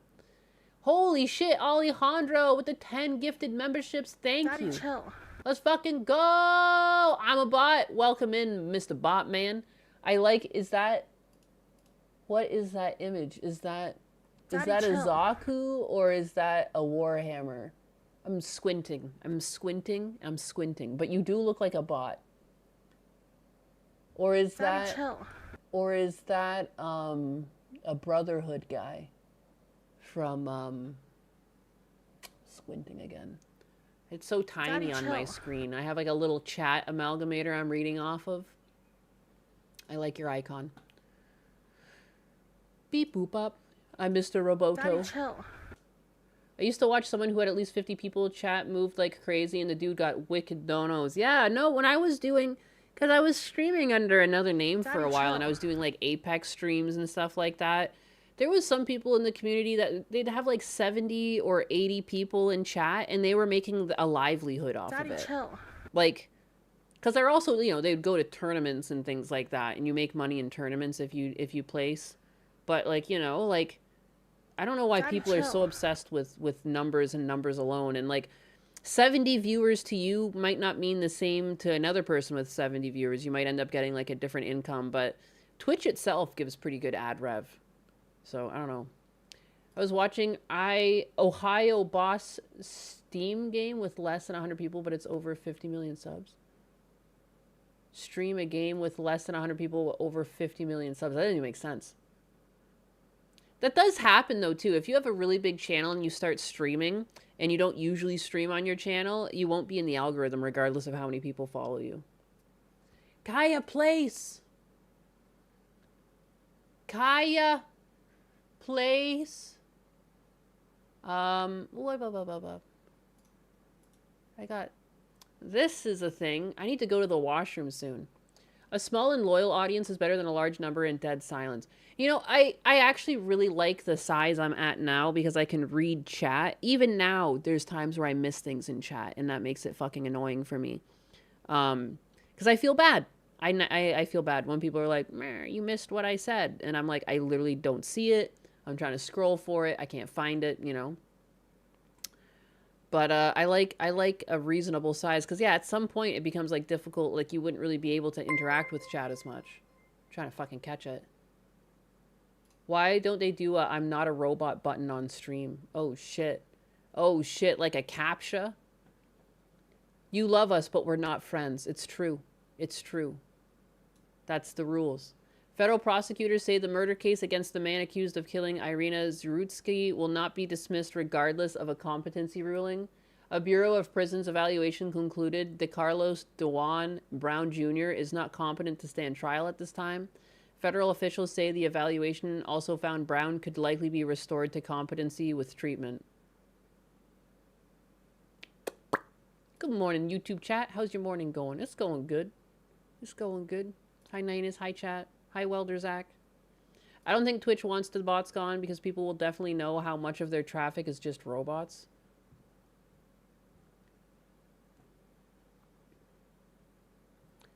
Yeah, I don't want him restored to competency. He should be executed. It's all on camera and should not matter at all whether he was competent to stand trial. He was competent enough to kill Irenia, so he's competent enough to be put to death, period.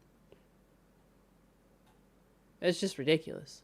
I don't understand why we're so soft or so slow to act on, like, heinous crime. Because there's this, too. This South Carolina inmate who believes he's immortal cannot be executed due to mental illness, judge rules. Is he immortal because he can't be executed? Like, what came first? His lack of execution and his delusions, or what hand in hand? Is it because he was going to be put to death and he just never was, so now he thinks he's immortal? Like, what does this mean? What does it mean? Cannot be executed because of immortality. The needle just wouldn't go in. It would bounce right off his skin. It would be a waste of taxpayer dollars. We got Superman here. Unless you can go find kryptonite, there's nothing we can do. Well, damn. Guess he was right. He was right. He must be immortal. They don't seem to be able to off him.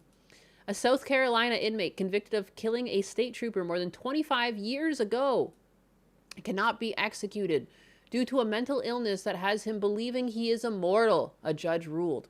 Again, like, this seems like a psychosis you put on him. John Richard Wood, 59, lacks the ability to rationally communicate with his lawyers and does not have a rational and factual understanding of his crimes, why he is being punished, or the nature of his punishment, Judge Gracie Nee found, based on the opinions of 3 mental health experts, according to the WSPA in the South Carolina Daily Gazette.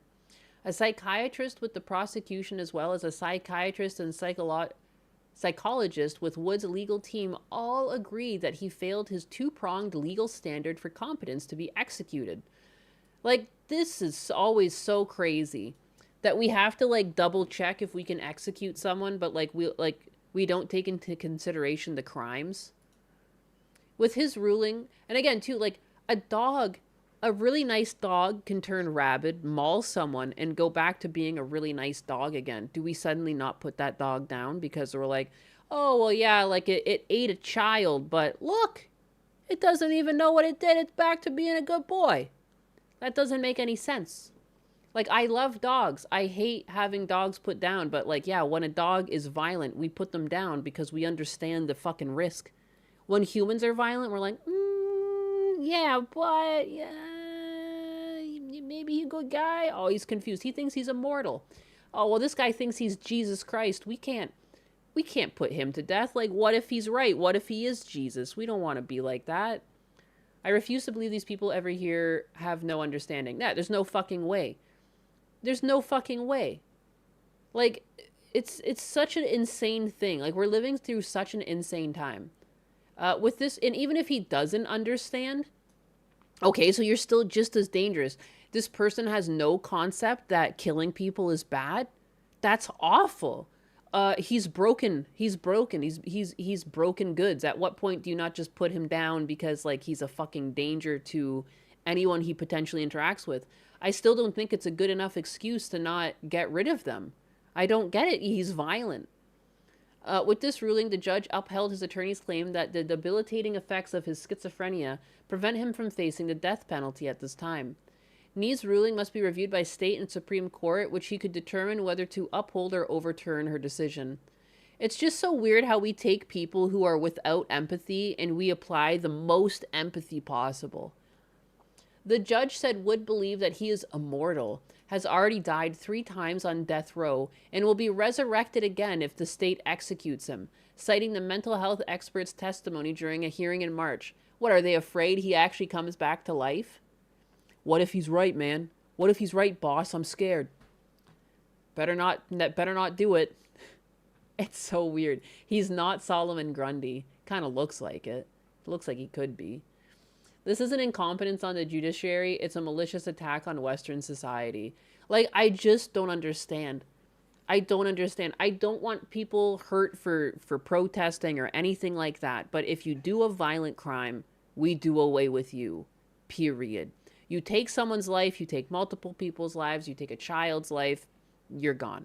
Like, I don't know why we're so touchy-feely with things like this. I'll never understand it. There's been multiple cases in the past that insane violent criminals have specifically targeted certain people. That indicates to me that they're clearly not completely insane. Yeah, it's interesting how these insane individuals know how to target people who can't fight back, you know? It's very interesting that Irenia was stabbed from behind in the neck and the guy's too insane to stand trial, but like he didn't start a fight with anyone his size or anyone face to face. Like he understood that his best method of attack would be to sneak attack someone, you know? It's terrible. It's terrible, and it's clearly calculated to some degree. I don't understand, like, oh, they're just so insane. Yet they're not insane enough to not calculate what they did. They're too soft, unserved on crime. It's like give them a second chance isn't so bright. No, it's so fucking weird. Wood also believes he's already received a pardon from South Carolina Governor Henry McMaster. Like, what is this, Idiocracy? Remember the scene in Idiocracy when he gets out of the jail? And he's walking inside the jail and he just turns to one of the guards and he's like, oh, I'm in the wrong line. I'm actually supposed to be in that line. You know what I mean? And they just like let him out that way. That's like what he saw Idiocracy and he's like, yeah, I could see if that could work. Guys, I've already received my pardon. I'm supposed to be gone. The experts have said while Wood understands why he received the death sentence, he mistakenly believes law enforcement officers were trying to frame him for a brutal rape. Additionally, Wood believes the judge at his 2002 trial and a courtroom personnel were working against him because they were agents of the beloved Kevin Rudolph, a deity he thinks is part of a battle to rule the planet, according to the South Carolina Daily Gazette. Wood also believes he was given wings and immortality to win this fight. And that's the thing, too. Like, what if he's not insane and he's just saying this shit because he knows that if he says this shit, he won't be killed? You realize that. That's very, very likely in a lot of these situations that they're just like, what if I just play it up like I'm an idiot? They know it works. They've seen it work. There's precedent that this works, especially when you have a female judge. I hate to say it. I don't think women are incompetent at working jobs, but I do find it very interesting how there's a common denominator in all of these cases, and it's always a female judge. I think we need to have some sort of standardized testing that rolls out every 3 to 5 years. I don't know, some sort of blind test where a judge goes through like a multiple choice even and like passes judgment based off of like, I don't know, the information given. And the answer will be based off of actual, like, the law, I don't know, and precedent. And whatever they push, like, it'll give them a score at the end. Like, you're too empathetic, like, you're not actually passing judgment. You know, you need to be more considerate about these things or the facts. Or, like, you know, if they fail multiple times, like, you're not a judge anymore. Like, you can't be too emotionally charged. You really have to be able to put that shit down. What if we just ban women from being judges? I mean, I just don't think that it'll ever fly over well. Like, I know everyone likes to joke about that, but we just know that we'll never go to a society that accepts that. But I think there needs to be some sort of, like, you know, like we have to aim for something that's actually doable. And I think, again, there just needs to be some sort of, like, I don't know,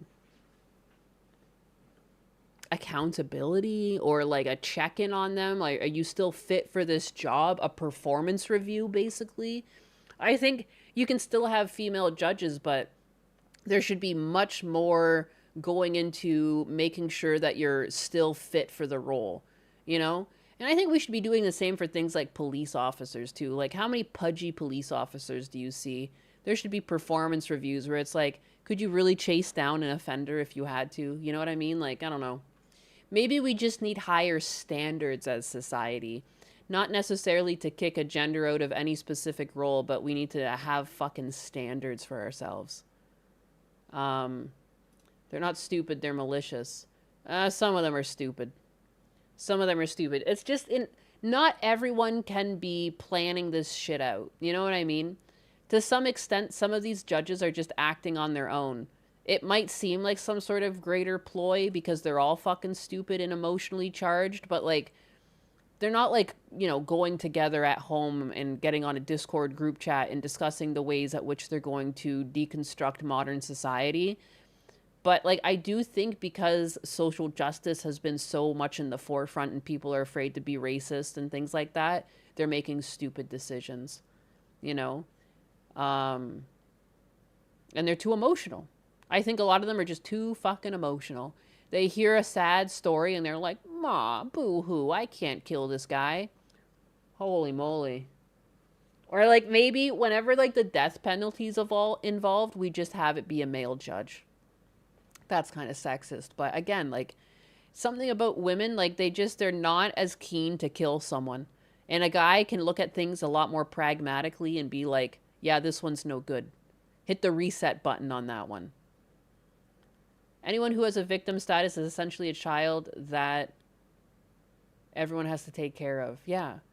Poor murdering rapist. Let's give him another chance, you guys. He says he won't do it again. He says he's crazy. He says the voices in his head made him do it. Oh, it's an honest mistake. Honestly, banning female judges isn't the solution people think it is, because men in power also can be just as emotional, in some ways worse than women judges. Well, and again, it's not realistic. Like, it'll just never happen. We won't go backwards like that as a society. Like, too many people would cause an uproar. And like, again, like you said too, though, like incompetency doesn't come in only a female form. There's tons of incompetence across the board. Have Claude rule the case. Sup, Yappa, sup, Mechanical Mac. But I just thought this was so crazy. He literally thinks he's immortal and they don't kill him. It's nutty. Wood was convicted of killing a South Carolina state trooper, Eric Nicholson, in December 2000 during a traffic stop in Greenville County. Wood shot Nicholson 5 times during the traffic stop, according to authorities. During a subsequent pursuit, he shot at police and hit one officer in the face with a bullet fragment. Wood was eventually taken into custody after he hijacked a truck. How is he able to hijack a truck if he's so scrambled, you know? What the fuck? He was sentenced to death in February 2002. He was among the death row inmates to line to receive the death warrant after exhausting regular appeals. While his death warrant is paused, Wood's original conviction and sentence still stand. Fox News Digital has reached out to the South Carolina Department of Corrections for Nee's office for comment. And so the reason why I wanted to bring this up is because recently in the news, and I'm sure some of you have seen it, and I guess I haven't bookmarked it. I could have sworn I had it open in one of these tabs. There was that girl that was killed by, was he a UPS driver? He was like a delivery driver. And so he's been given the death sentence. And the thing is with that, is he going to actually be put to death, or are we going to see the same thing carry out where, like, you know, he's left alive for another, like, what, 4 years, 5, 6 years, 10 years, and we're just going to pay for him to be alive when we all know what he did, you know, and there's no bringing that little girl back? Like, can we just get the firing squad on some of these people? Like, why do we have to wait for lethal injection and all this, like, bureaucracy? Like, why can't we just put the kibosh on this person? Just drop him off a cliff. Let's get one of those holes, like in 300. Just push him down. You know, I can think of more cost-effective ways to get these people out of here. FedEx, I think? Yeah.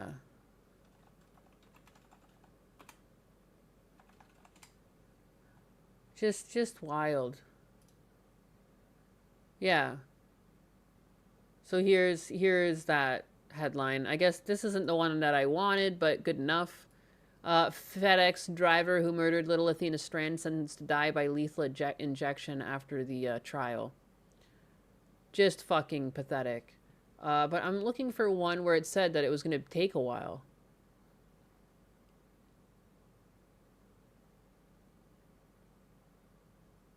Jesus Christ.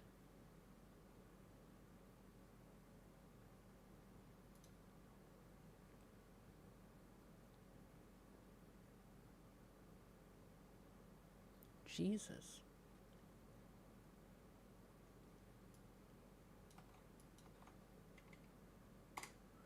When boomers go away, sadly, we will enact hard. Yeah, I could have sworn... Oh, I should have bookmarked it. I could have sworn I did bookmark it. But they were saying that it was going to take, like, up to 4 years for him to get the injection. Like, why do we have to fucking wait? Why don't I've never understood that.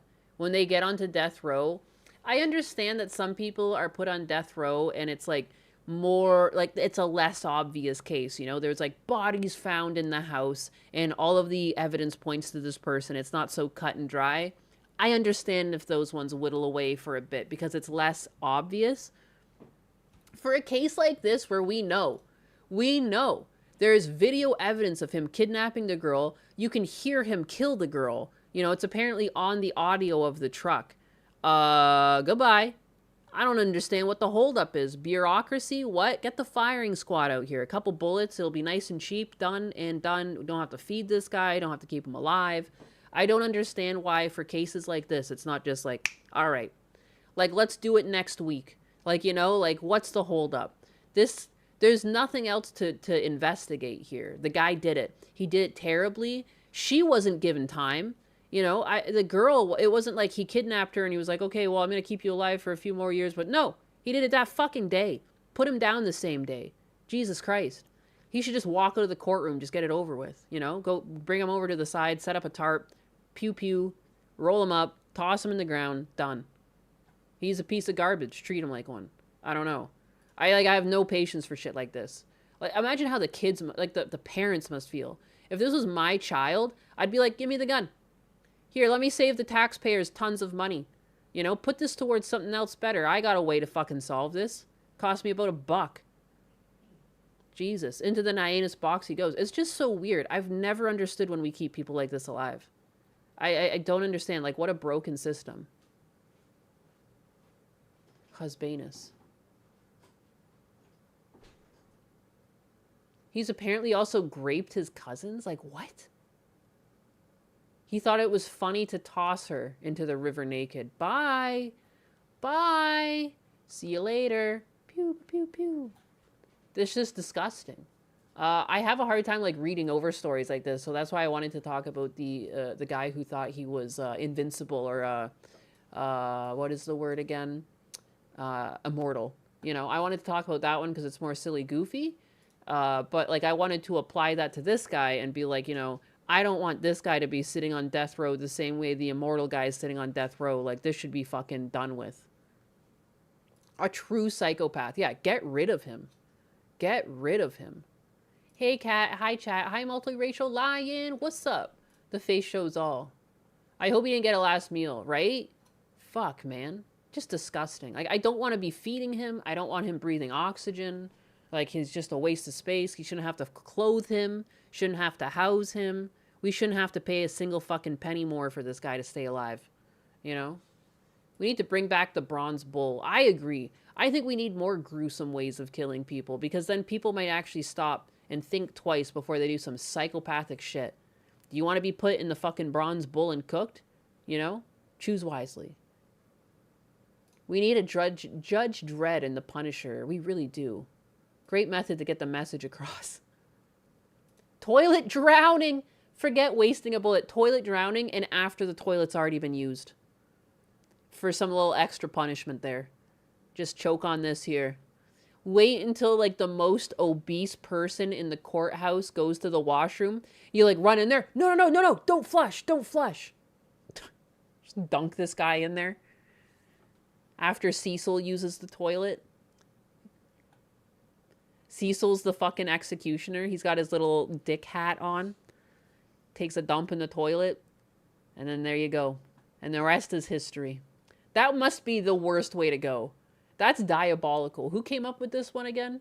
Let me give you full fucking... Maniac Mac. Living up to his name. Toilet drowning. Die-a-fucking-bolical. Don't flush. Also, what the fuck, dude? But don't flush. Don't flush. You're gonna have to trust me on this. What a terrible way to go. Just choking on someone's, like, shitty water. Undisgusting. That's just disgusting. I'm disgusted just thinking about it, but I'm also laughing because that's, like, totally what this man would deserve. Jesus. I wish I could make some of you guys judges. I wish I had that power, but I don't. Men may be prone to emotional outbursts, much like women are, but men are taught to need to keep that in as much more than women, so making them male judges required to be a fine given higher, likely a man wouldn't be swayed. After the quartering, use the toilet. If he even makes it to the toilet. Judge Judy and Executioner. The Porcelain Punisher. Jesus Christ. Someone actually died by drowning in shit in the medieval times? That doesn't surprise me. They were always doing some wild stuff back then. Oh my god, execution by drowning in Shy Lily's poop soup. No. No. No! The hot bench squad. The defendant's chair could be the electric chair. Jesus Christ. Suffocated with Jeremy's soiled undies. No! Ah! That's terrifying. Give him the final swirly. Give him the permanent swirly. Poop swoop. Swamp swamp. It would make the sewer scuba guy's day. Oh my god. Do you remember there used to be a guy that would take videos inside of, he would be like slopping around in the bottom of a septic tank. Ugh. Ugh. Oh, internet, never change. I need to go to the washroom. I need to go to the washroom.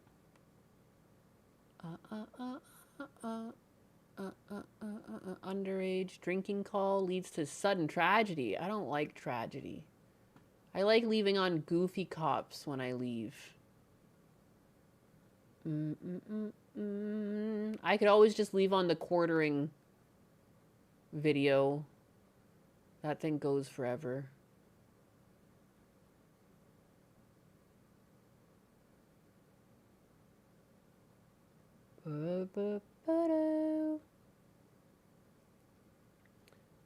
Jesus. Gee, so much darkness. Don't flush Nyanus. We need it for the guy. I'm not shitting. Jesus. I just need to tinkle. Walmart thief abandons all of her children when caught. Iconic. Iconic motherhood moment. Caught live on camera. At Walmart, I'm shocked. I'm shocked. And then we're going to talk about fucking Cortez, everyone's favorite AOC, when I get back. And just let me put this on real quick.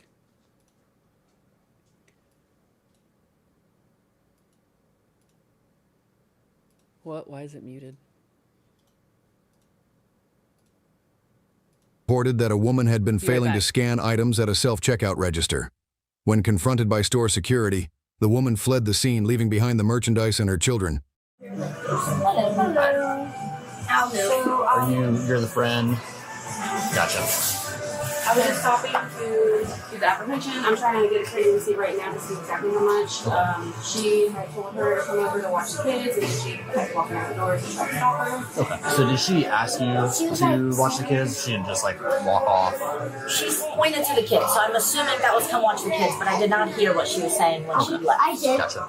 Over there, this is adult conversations, not yours. Yep, it sounds like she has a lot of theft history based on what we found. So, what's your plan? You're gonna take them back to our house, or? I'm not gonna abandon them. Yeah, we're fine with releasing them to you as long as we can have her verbally say that. Because otherwise, they're gonna have to go with Children's Services. I'm not letting them go with children.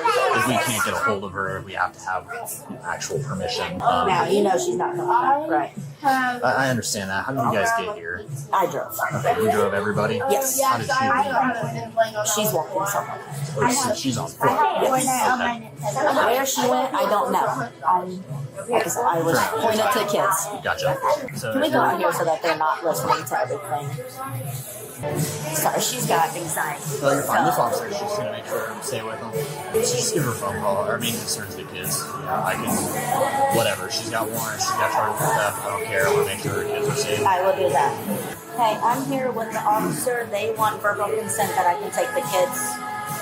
All right, just so you're aware, my name's Sergeant Williams, New York City Police Department. I only briefly spoke with my officer here, but it sounds like you just left your kids here after you committed a theft and decided to run away. So what we're going to do is we're going to file warrants for theft. We're going to file warrants for child endangerment for each one of your kids that you decided to abandon here, and then we're going to also charge you with contributing to the delinquency of a minor for a theft while in the presence of your kid.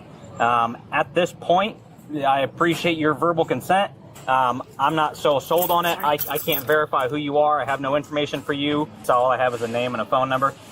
So what I'm likely to do is I'm going to have to take the kids to Children's Services and have a legal guardian pick them up from there. My best friend can't take them?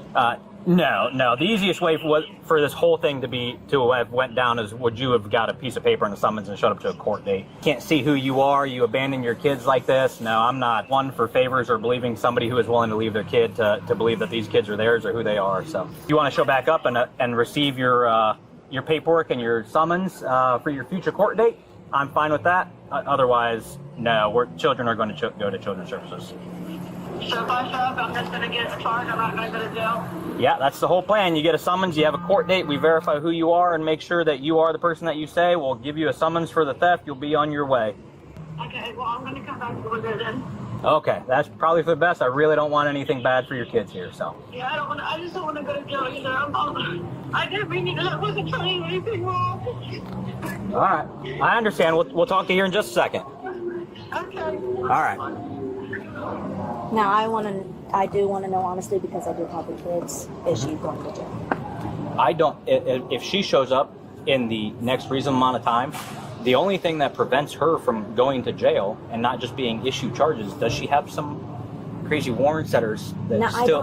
I don't know So whether she has warrants. I don't believe so. Okay, so that's what prevents It's us. only- That's what prevents us with thefts like this from issuing someone a summons. 176. Unless they're repeat offenders that we just deal with all the time, or just consistently have thefts across their record that we have to keep telling them to stop stealing the city. People walk out of here with summons. Okay. I mean, this would be our a fifth one today from here. Okay, I'm just concerned because, I do have the kids, and like I was telling him, the one has anxiety. So- she can't do it. I know. And it's terrible. She does have 2 possible warrants for theft. Here's the deal: if she does come down here, likely if those are verified, we will have to make an arrest. But if she is here and we can verbally see, okay, this is her, we can release the kids to you. But nothing. Is she winning Mother of the Year anytime soon, you think? She had so much anxiety she had to steal. Friend's a better mom than the mom. Yeah, what the fuck is going on here? But nothing's been verified yet. So on the Some women shouldn't be mothers. My autistic from the hood. I mean, I said that as a kid. I said that growing up a lot. Some people just weren't meant to be parents. Like, that's just the way it is. Like, it just sucks, too, because it's, such an issue. It's like birth rates are down. You want people to be mothers, but you don't want this kind of mother. You know? Like, you can never have it perfect, If people are going to have kids, it's like you want the parents to be around. Like, this is the last thing you want. And, she's getting benefits for this many kids. She's low income, this many kids. You're likely getting SNAP and everything. Like, why are you stealing? Why are you stealing? And, why did you run away and leave your kids? I actually put this one on the other day when I was, washing dishes. And, I know what happens. But I did want to talk about this one because, again, it's such a fucking problem. And, look how many kids she has. She has, no control. Oh, yeah, I know. I've seen it. You missed the security room, Buttcat. It looked like a fucking daycare. No, there's 7 kids. I know. There's a bunch of kids. She's got a bunch of kids. It's not just this one she's holding. It's multiple fucking children. It's awful. We don't need more of Kersha's moms in society. And again, too, though, we also need people to get not put on all these pills. My mom, I had a brief moment when I was a kid where my mom was a much different person. And, my happiest memories with my mom are, when I was in kindergarten and I was, running around the house and we were playing and, But, it saddens me that I don't have a lot of, great memories with my mom after she was put on pills. After she was put on pills, she became, a monster. She would, call me names. She would start fights. She'd sleep all day. It was weird. So it's, it's multifaceted, but, it's, everything in life, nothing's ever such an easy problem as, just have more babies. It's fuck, man. You got to also raise those babies. It's a lot of people think, oh, babies are cute, but it's a commitment. Smart people have a few or no children because smart people consider the opportunity cost of having children. Stupid people have lots of children because stupid people don't know what opportunity costs are. Well, it's not just opportunity costs too, but you want to be able to have your child turn into something. if you die, you want to know that your kids can self-sustain either off of what you leave for them and also like what you've taught them and how you've raised them, you know? Like inevitably when you don't have a lot of money and you have 7 children, I think you can squeak by. Like my dad didn't have a lot of money, we squeaked by with 3 kids, you know what I mean?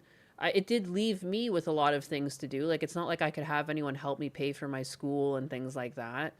But it's like things just getting more expensive. I could see like, you know, having 3 kids and squeaking by has quickly turned into you can have 1 or 2 kids and still squeak by. But like, you know, it goes down and down. It's like, I saw the other day the cost of raising a child to 18 now is around $300,000. So yeah, it's expensive. It's not cheap, you know.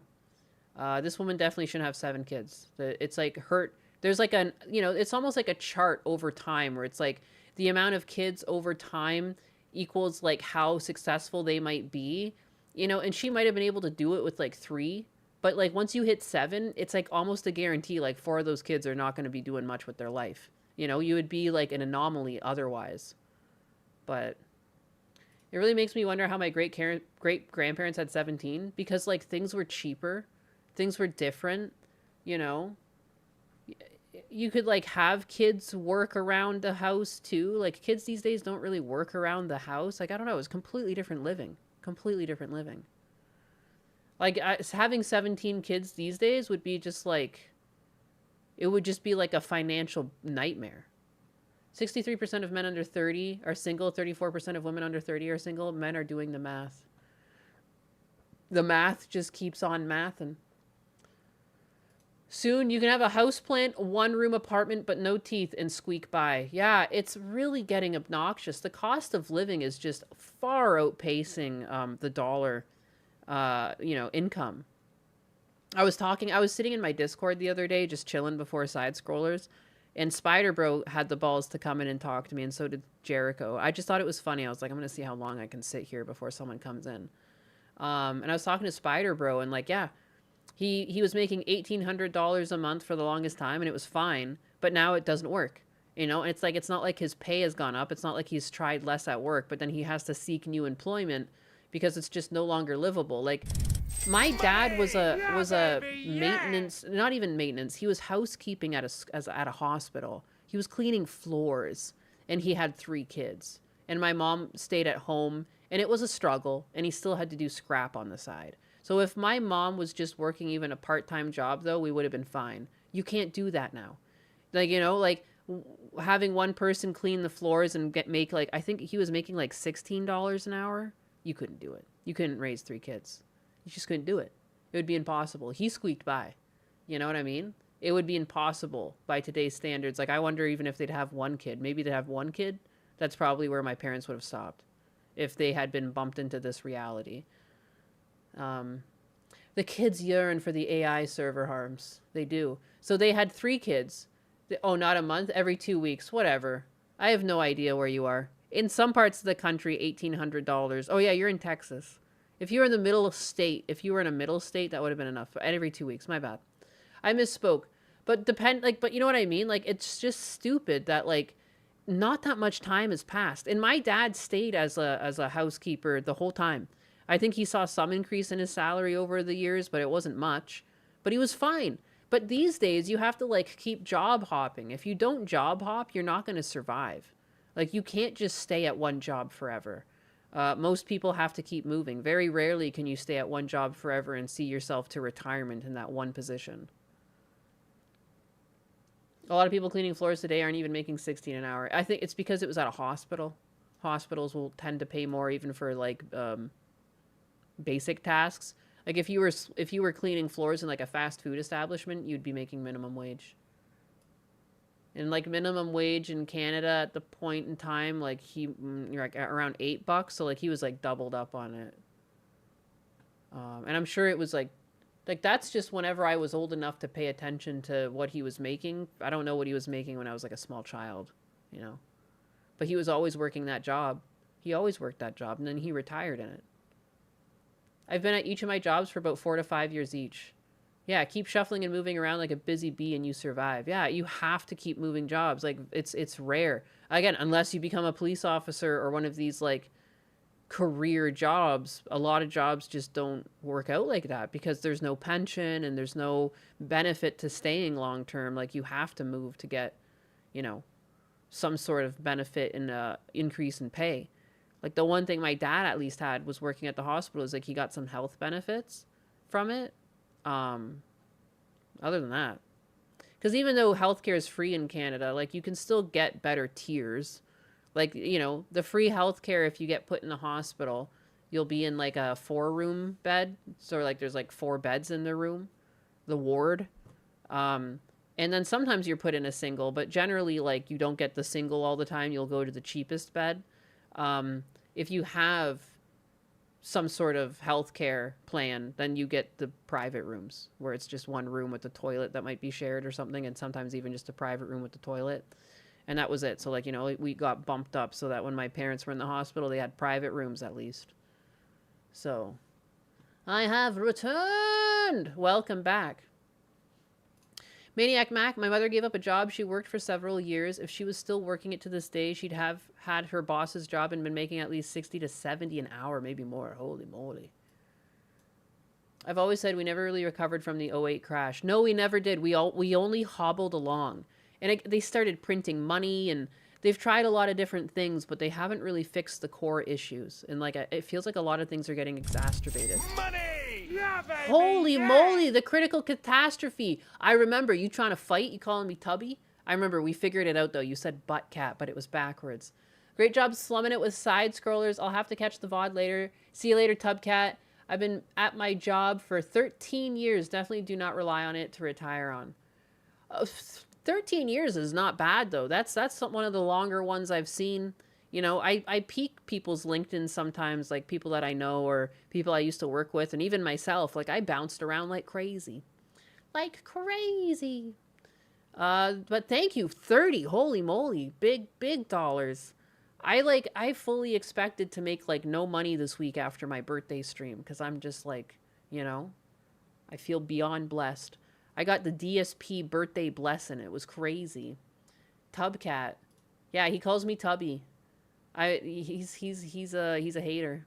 My number one hater, the critical catastrophe. You know, always trying to fight. Always trying to fight. The housing market is built on false numbers from the '08 crash and never let the market correct. Dude, and I'm seeing that now in my dad's hometown because also too after COVID, the prices went really high up there. And they're just inherently not worth that much money. But now that people have seen houses sell at $700,000 or $800,000, they're like, I'm sitting on a $700,000 or $800,000 house. In reality, it's still worth like the $200,000 to $300,000 it always has been fucking worth, because the median household income has never actually changed in my hometown.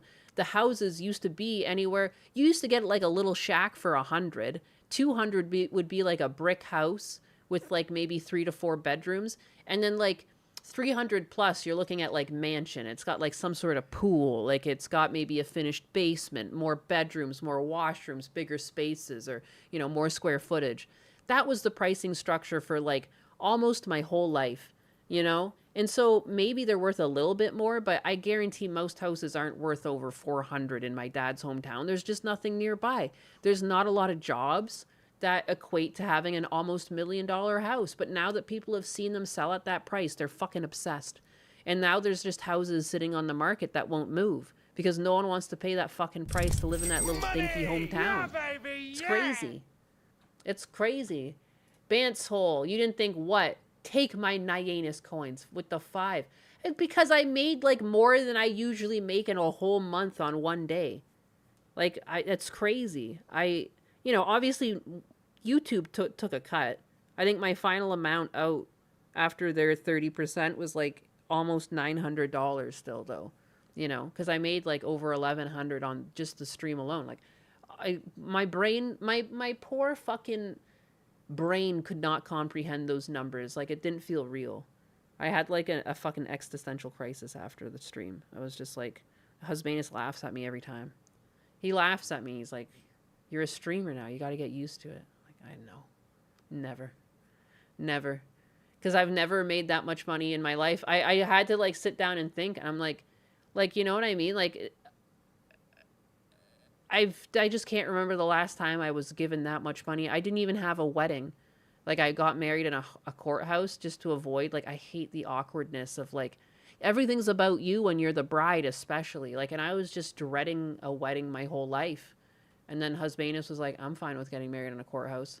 And I just had, like, a little dinner afterwards with some of the family, and then that's it. That's all I wanted. So I didn't even get, like, the fat wad of cash then, even though the grandmother did give us, like, $1,000. You know what I mean? Like, it's overwhelming. You guys, like, you know, and you guys all worked hours of your life. One person gave me $200. You know, they have a name. It's like Behind the Wall. Oh, it's like, I'm so bad with names too. And like, you think I should remember this name.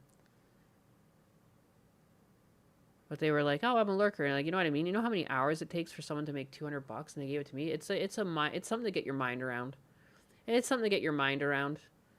House prices are dropping. I got an offer for a 3-bed, 2-bath for $235K when the same house used to be around $300K. Still can't afford it though. Coming down though. Coming down. But yeah, it's just so slow to come down because people, like, once they see the prices up high, they don't want to let go. But no one wants to spend it. And like, it especially if you can't earn the living around the area or even within like a 2 to 3 hour commute to pay for the house, then you can't have the house prices that high. Like, I don't know where economics have gone. There's like no rhyme or reason to some of the prices things are. They're just like, well, that's the price it is because we feel like it. Like, there used to be a reason for prices. Like, there was like technical factors you could follow to be like, oh, this is how we got here. It's not like that anymore. You can even see it in the stock market. I think it was at YAP that was down today. And then like everything else about the technicals were great. And then it's like AI overview of the stock was like really funny because it was like YAP had a great earnings report and da-da-da-da-da. And so it's down 0.3% or like it's down 3% today. And it's like, doesn't even make sense.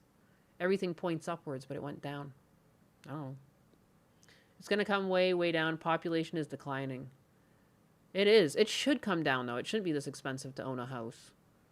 I was watching, what's that movie? We were just clicking around. You ever get drunk and just, like, put on something? So we put on Earth Girls Are Easy, and I didn't realize it was a musical. It had some musical elements, but for the most part, it was pretty funny and, like, just a goofy old movie. But one thing that kept sticking with me, I was like, a nail tech owns a house in California with a swimming pool. She's a nail tech. And it's like, I know maybe that's a bit of like a Hollywood dramatization. Maybe back then nail techs didn't necessarily have a house with a pool and everything, but it was still a mind fuck to see. Like California back when it was still cheap. Like, you know, the fact that they could even write that as a story at all and not have it be like, is this a little bit weird? Is this a little bit weird? The early Jeff Goldblum, it was. And Jim Carrey was in it too. I didn't even know that. We literally just clicked on it because we were just giving up on trying to find a movie and we're just like, fuck it, time to pick something silly. And yeah. But the movie was meh. Yeah, it was like, it was a movie. We admitted it was better than a lot of modern movies, even though it's like, this would have been like a stinker and irreverent like back in the day. Like, it's weird how it still holds up better than some modern movies. Just in terms of like being a full movie. It's shorter than you think it is considering how much happens in the movie. And again, though, the main thing I focused on was like, she had a fucking house. She was a nail tech living in a house with a pool. She could afford to have a pool guy come over. The gem in the rough. It was very meh, but entertaining. It was. I like some of the just performances made it very entertaining. It was better than the Star Wars Christmas special. It was, and it has like a lot of the similar elements, or not a lot. It had one similar element, like at the beginning when they're on the spaceship and they're trying to like entertain themselves, and they like get a fucking hologram of some woman singing. Like they did the same thing in the Star Wars special. Something about cocaine in the 80s and these fucking holographic girls singing. It was all the rage. I like this guy's uniform. It looks like he came out of the 50s. Yeah, he does. Look at him. Minus his, like, camera. Julie Brown was in it. I'll pretend I know what that name means. The Hat sells it. The Hat for sure. For sure, for sure. For show. For shizzle. You guys still want to watch this cop cam, or should I move back to for the yaps? What do you guys want from me? What would you like from me? You are special. Cocaine is a hell of a drug. It's so innocent compared to today's drugs that rot you out from the inside and have your limbs falling off, you know? It's so wholesome by comparison.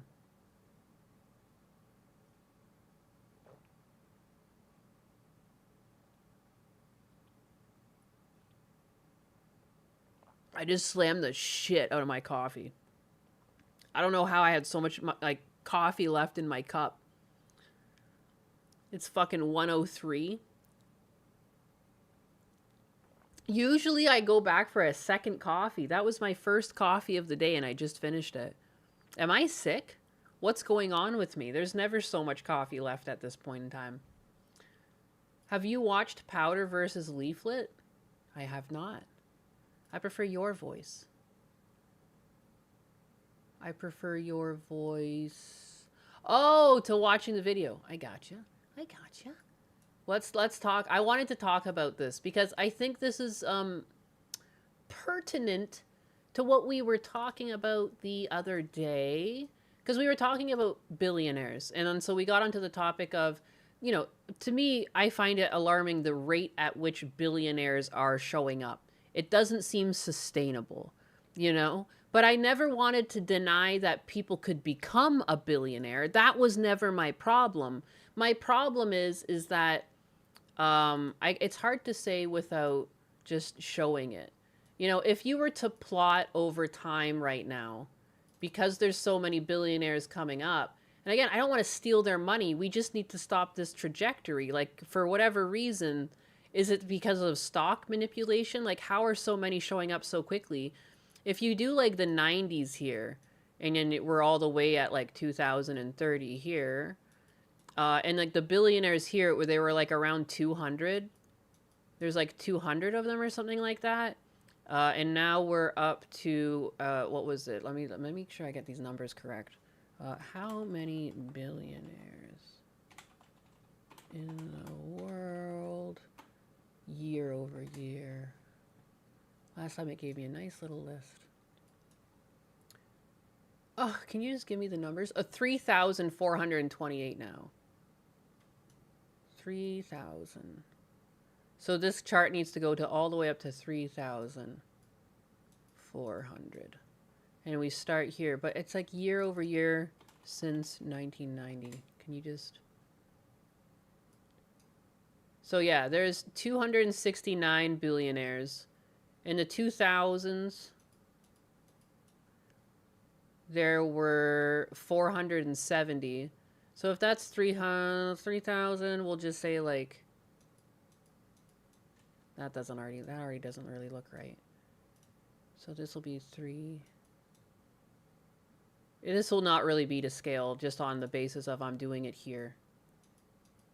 I should have just had it gone up to 3,000, but it won't really be proper. But just to give the alarming nature of the trend, going back to math class, it's like the trend is unsustainable. That's the issue. And I want to go back to black. Guys, I love charts. I should have done this like in an actual charting program, but I'm an idiot.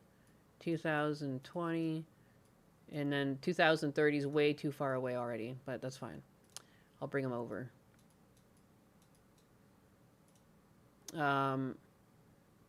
So here we hit the 2000 mark.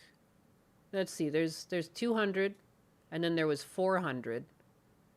And then by 2010, there was over 1,000. And then by 2026, oh, this is only up to 2026 we have this. There was 3,000. So when you trend it, that's why it's scary. We can't keep doing this. I'm not saying there can't be billionaires. I'm just saying we have to start doing this.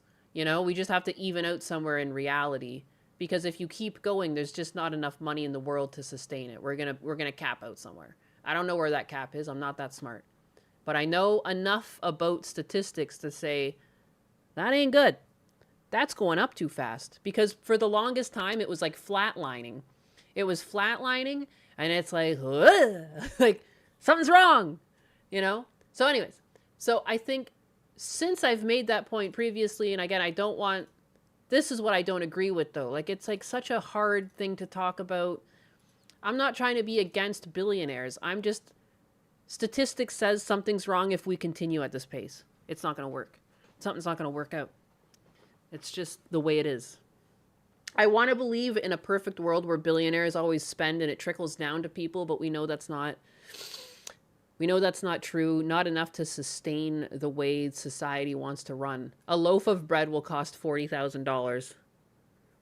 But the thing is, like, and you'd think if money means nothing and money just goes up, it's not a big deal, but it's not like our income hasn't met with inflation. You know what I mean? Like, it's been a trend that income is not being kept up with. Like, if you look back at the prices of cars, like, it doesn't correlate to how much money people are making now. Cars are just innately more money.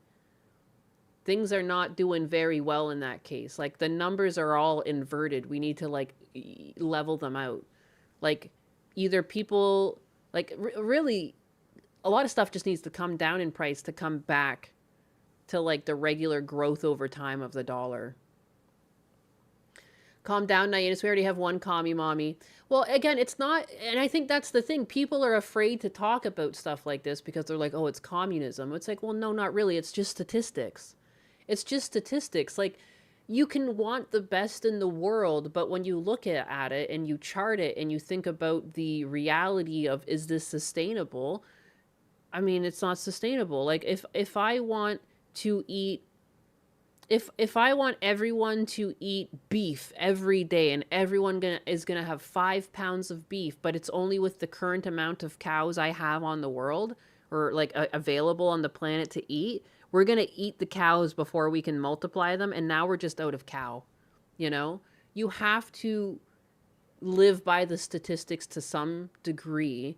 Like, you know that you can't out-eat the population of cows before they have the calves that can be grown up into full cows. And that's even why the cost of beef is so high right now, is because they culled the herds over the last drought that also fell in line with COVID, which, so a double whammy. But you know what I mean? Like, there's cause and effect for everything. It's just the way it is. And so, like, I want things to remain fair. And the way you keep things from being stolen and the way you stop people from thinking communism is a good idea is by looking at these stats and trying to even them out. The reason why people think communism's a good idea is because they look at those numbers going up and they just say, it's unfair. You know, they have to all be evil. And it's like, that's not necessarily true either. You know, it's just, but it doesn't change the statistical fact that that's a runaway train. It's a very high, it's an aggressive upward trend, you know? So, and that's why I think you shouldn't shy away from it. It's a difficult conversation to have, but since it's such an issue, like, you know, just talk about it instead of like coming to drastic decisions. And I think the more exacerbated it gets, the more drastic people will act. Just the cost of living's too high. I think the reason why so many people online are into communism and believing the lies of it essentially is because they're so fucking desperate. They're so desperate to have things be affordable that they actually think communism is going to bring it to them. And like, well, that's not true. And anyone who's picked up a history book knows the dangers. And so you have people who've read history trying to argue with emotionally distressed, outraged individuals. Like, they're already not at a part where they're going to want to listen to you. And that's just the unfortunate nature of it. When things start getting to this fever pitch where things are too expensive and we're not keeping up with it, people are going to start acting out and coming to crazy conclusions on like how to solve this. You know, not to like excuse their behavior, because I don't agree when it gets violent or anything like that. But you know what I mean? I understand why I understand why Mom Donnie won. Because, like, people are desperate for affordable groceries. And he promised, like, yeah, I'm going to give you affordable groceries. A lot of people weren't thinking about the ramifications of those free groceries or what it would do to like the free market of like local grocery stores when they can't compete with these government grocery stores that have artificially cheaper prices. They were just thinking, I want cheaper groceries. This guy's going to give me cheaper groceries. I'm going to vote for this guy. And like, you know, when we don't solve these problems and we don't talk about them, we leave ourselves wide open for people like Mom Donnie to win because we didn't make it a hot button issue. And now the cost of groceries are so expensive that he could lie to them like that. Does your dog know I'm feeding my dogs? I have no idea. He just decided to wake up and choose violence, apparently. I don't know. Yeah, it's Blue. Puppy wants cheaper groceries. Yeah, he's like, there has been a definite decrease in the amount of meat I've been served. There's a lot more vegetables. It's bullshit. It's always chicken. It's never beef. Sorry, babe. Dog got points. Blue's tired of it all. Doggo just wants the free biscuit. So anyways, that's my long yap into why... Just because I'm critical of billionaires doesn't mean I want communism. And I think what makes communism so alluring to people is like simply their desperation. Some people might legitimately want communism like Hassan Piker, but I guarantee the majority of Americans are just desperate. They're just desperate and they feel very down on their luck and they're just pulling at straws and they're trying to survive. And you can't blame a drowning person for... like, you know, acting desperate and reaching out to anything they think is a fucking lifeline. You got to feel bad for them. Like, I feel bad that for people that were tricked into voting for Mom Donnie, 100%. I feel bad. Because now he's just like, haha, just kidding. I don't actually have the money for any of this. Rug pull. But, like, you know, like, I don't understand. It's not fair. It's not fair that it was able to work. Pure desperation and an attempt for life. Save. Blue is new to... I need to go check his water bowl or something. It was full. I mean, when I started the stream, it's been a couple hours. I have 4 dogs. Let me go check on him. He is just losing his little mind. Come here, babe. What do you need? I'm following. He's got a fetch quest for me. He's got a fetch quest.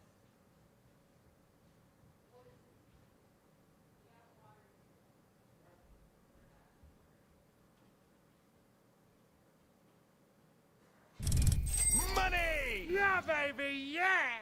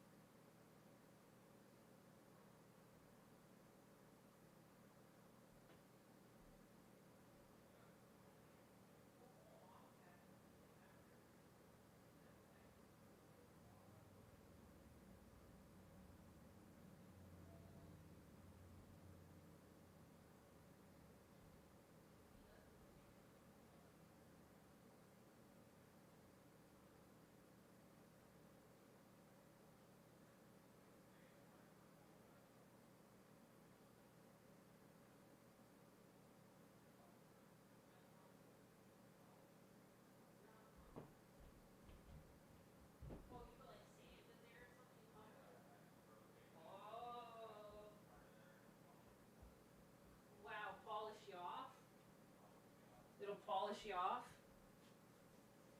He's talking to Husbanus, sorry. He's upstairs. I thought he'd be over doing his projects. I was asking Husbanus how it was going. He told me he bought a tumbler. I said, "You're on Tumblr?" But he's always wanted, apparently, one of the... I mean, I knew he did, too. It's like one of those things that, like, shine things up, and it tumbles in sand. He bought a tumbler. Spooky. It's so quiet. I'm so sorry. You can hear a moth fart. Enjoy the peace and quiet. Ha! Too late. I'm back, bitches. I'm back. Division. I'm not sure if there's a right or left, only the middle, a place where the majority of us actually are. Yes. No, it's so true. The majority of people do fall pretty much in the center. And you have, like, some ideas that are right-leaning and some ideas that are left-leaning. And, like, yeah. Like, most people are just normal people trying to get by. That's most of us. They want us to think it's an us versus them. And it's not. It's just, like, a handful of crazy people online. Like, I feel like it's, like... It could be, like, less than 1% of the population. Like, realistically, the online just has this habit of really amplifying things. But anyone who's worked, like, a real job... Like, yeah, I've told you guys, there's a story of, like, 1 or 2 crazy people I worked with. You know who else I worked with? Hundreds of fucking normal people. I've been at many studios where I just worked with lots of high-functioning, normal fucking people. We didn't really talk about politics. You're more likely to talk about sports, you know, or a fucking accident you might have seen on the way to work. Like, no one's talking about shit. We're all friendly. You know, people are trying to get stuff done. Even people you don't necessarily like, you get along with, you're an adult, you know? You're no longer at school. The majority of people that you see on a day-to-day basis while employed are just normal people getting along with their day, paying their fucking bills. Like, you know, and then you go online, you'd think the world was on fire, the way some people speak. You'd think like the sky is falling, it's all over, we're at war, it's civil war, it's genocide. Like you're a Nazi, your third fucking Reich is marching down the street. Like, none of this is happening. None of this is happening. If you were, like, it would be like being schizophrenic. Like, if everything was real, that was, like, people would say online, like, you would look outside, the bombs would be dropping. Like, they're fucking, holy crap. Like, I'm so tired of listening to, like, crazy people online and having them have any say on the matter. Like, no. The majority of normal people at the end of the day have the vote. And again, like, I think they just need to give us better candidates. Like, you know... I am disappointed that we went to war with Trump and everything like that. But I also think it's silly and foolhardy to think that the Dems wouldn't have gone to war with Israel. Be for fucking real. Like, both parties would have gone. So, like, when I see people have the discourse online, like, well, you voted for it. No. People voted for the choices that they were given, and they picked the lesser evil because the left was going to agree with mutilating children. That right off the bat, you lost. Sorry, there it goes. There goes you're gonna lose. Like, and your candidate's fake as fuck. That doesn't help. You know, she was so phony. Like, I hate when people give me fake laughs. I really hate it. I remember there was a was it when I was on the cheerleading or was it when I was on basketball? There was one of the mothers. I remember the kid, but I'm trying to remember the gymnasium. I remember sitting in the gymnasium. And she was, like, braiding her kid's hair, and there was something, and she just, like, the fakest laugh. And I remember, it just sits with me that day. Like, it's just like, holy fuck. Like, fake laughter is, like, one of the worst things. I hate when people are phony. And it just, like, why? Like, if it's not funny, it's not funny. If it's funny to some people and it's not funny to you, like, that's fine, too. But it's just, like, that overly phoniness, it almost reminds me of, like, Jesse or James from Team Rocket. Like, the aloof way that they would act up the characters' voices, but people act like that, like, in real life. Like, it was just off. Just off. What do people think of the hentai virus stuff? I don't even understand why it's a big... It's transmitted through, like, rats. Rats or mice. Like, it's not actually really good at human transmission. I don't know why everyone's freaking out. I think that's why. I think it's just because, like... You know what I think it is, too? Remember what happened last time when coronavirus or COVID happened? People went nuts buying stuff. I think they're trying to stimulate the economy by giving us a virus scare that actually is a big nothing burger. They're hoping people go run and buy some fucking toilet paper and canned food. I swear to God. I swear to God. Because there has been, like, a lack of people buying things lately because things are too expensive. I think they're trying to push I think they're trying to push to get the economy going. Because anyone who looks into the virus, it's like transmitted by rodents. Human transmission is like pretty rare. Like you'd have to be like macking with the person to catch it. I don't know. Not the Canona virus. Not the canola virus. But you know what I mean? Like it started by rats, like COVID was made by bats. Yeah, again, like I think they're just trying to hype it up. There hasn't been like an aggressive transmission. Yeah, no. I don't know. I'm not freaking out. I think it's silly, and I think it's very just, it feels like bait. You know what I hate? I hate that modern media actually just acts like the internet. Do you ever like just sit down and like watch a late night show or just like listen to the news, or even just the way, just like, because I've read a lot of articles, the way they're formatted, like this is just outrage. This is rage bait. I'm being baited right now. The headline's baiting me. You know, the news used to be just that. It was the news. It was trying to tell you what was going on in the world in like a pragmatic fashion. And now everything is so dialed up to the fucking nines. Can you just give me the information? Like the way the headlines are, it's like, it's not even the information contained in the article. Like, can I just get the fucking facts?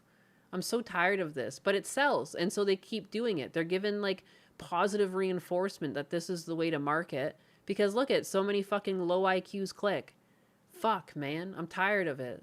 I'm tired of like, it is. It feels like we're slipping into idiocracy, you know, just based on like headlines and shit alone. The way everything's so ADHD. I can't stand it. Like that new meme. I was watching a short the other day, and there's like this new standard of editing where you put like a gong and then a new card and then the name of the thing that you're about to see, and then it plays it, and it's like a quick clip, and it goes ba-doink, and then it dongs again. I was like, what in the ADHD fucking hypnosis bullshit is this? Like, oh, my boomer mind cannot comprehend. And if I saw children watching content like this, I'd be horrified. It's like, it's just like so, I don't know. There's something so eerie about it. It's there's a word for this. It's, I don't know, it's spooky, but that's not the word I was looking for. It's dystopian. It's dystopian is what it is what it feels like. I don't like the way things are going. I don't know what to do about it. I'm basically just turning into one of those people that's old that goes, back in my day, we talked to one another. And they'd be like, yes, yes, Granny. Take your Vicodin. It's a better case for worse than the FA cuts. Yeah, those. It's, no, I can't stand it. I can't stand the ADHD slop. Drives me nuts. I'm barely on my phone. And I feel like every platform starts to slide to it, where it's just trying to push bullshit to you. Like, I struggle to stay on Twitter because it's like, I'm doing it, I'm like, because I'm an online creator, I have to be on Twitter, I have to keep up with stuff.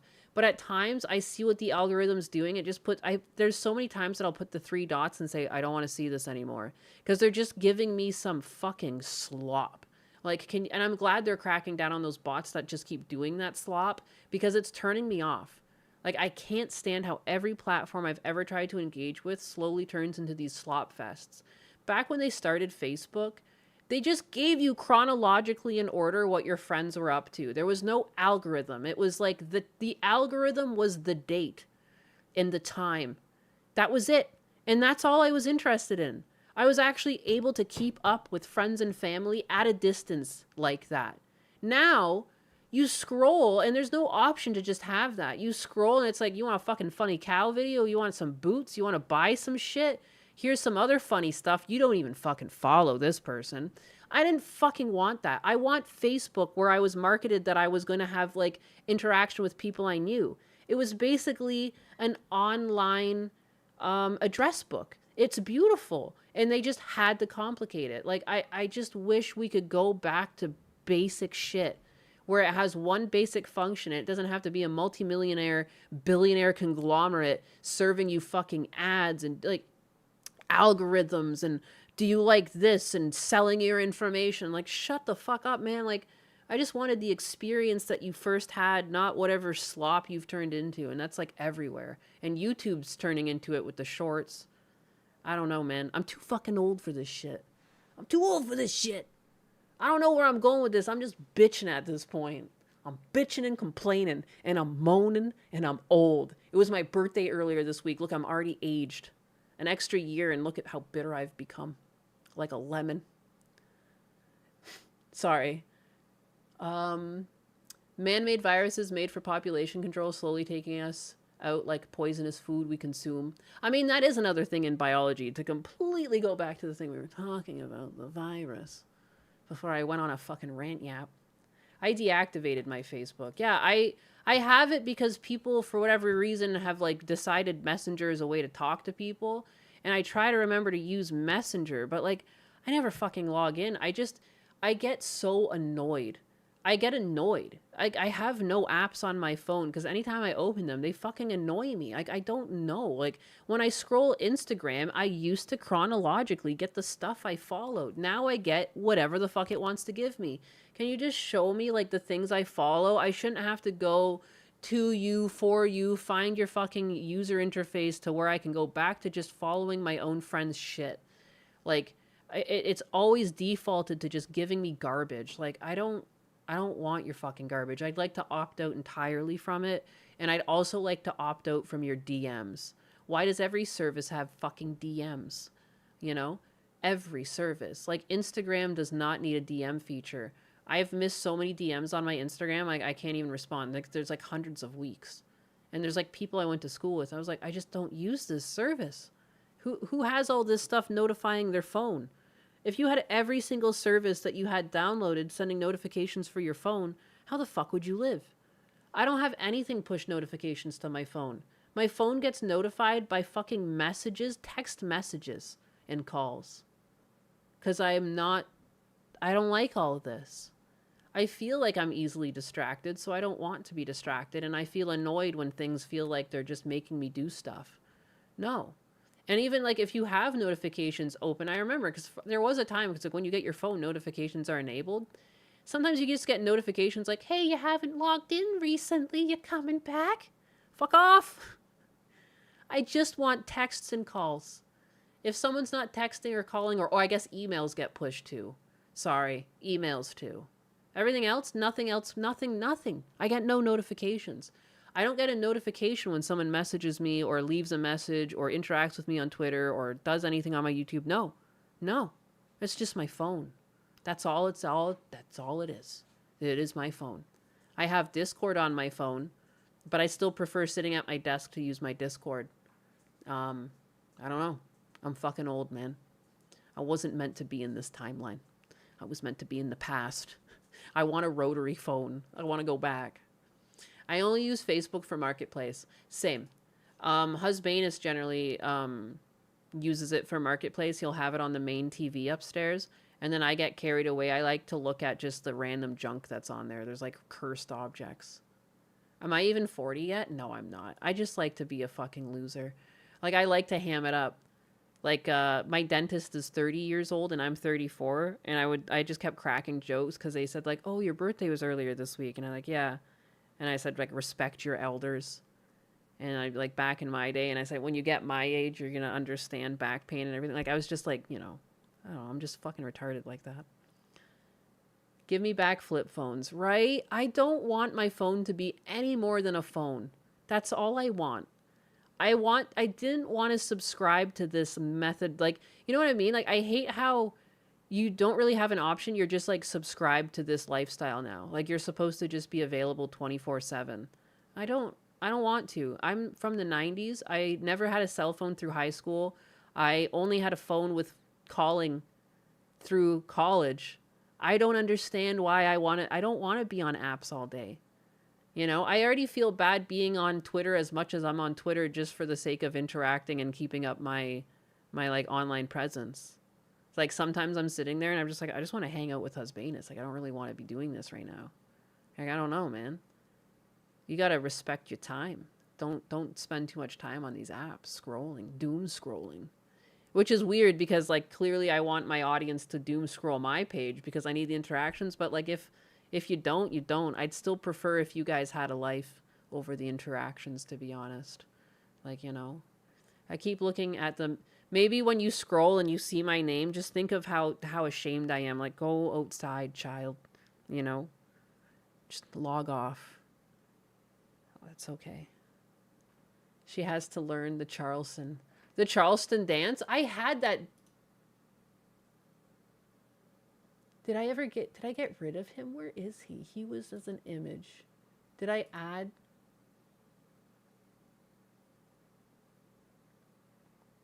I don't even know which one of these it is. I had a Charleston.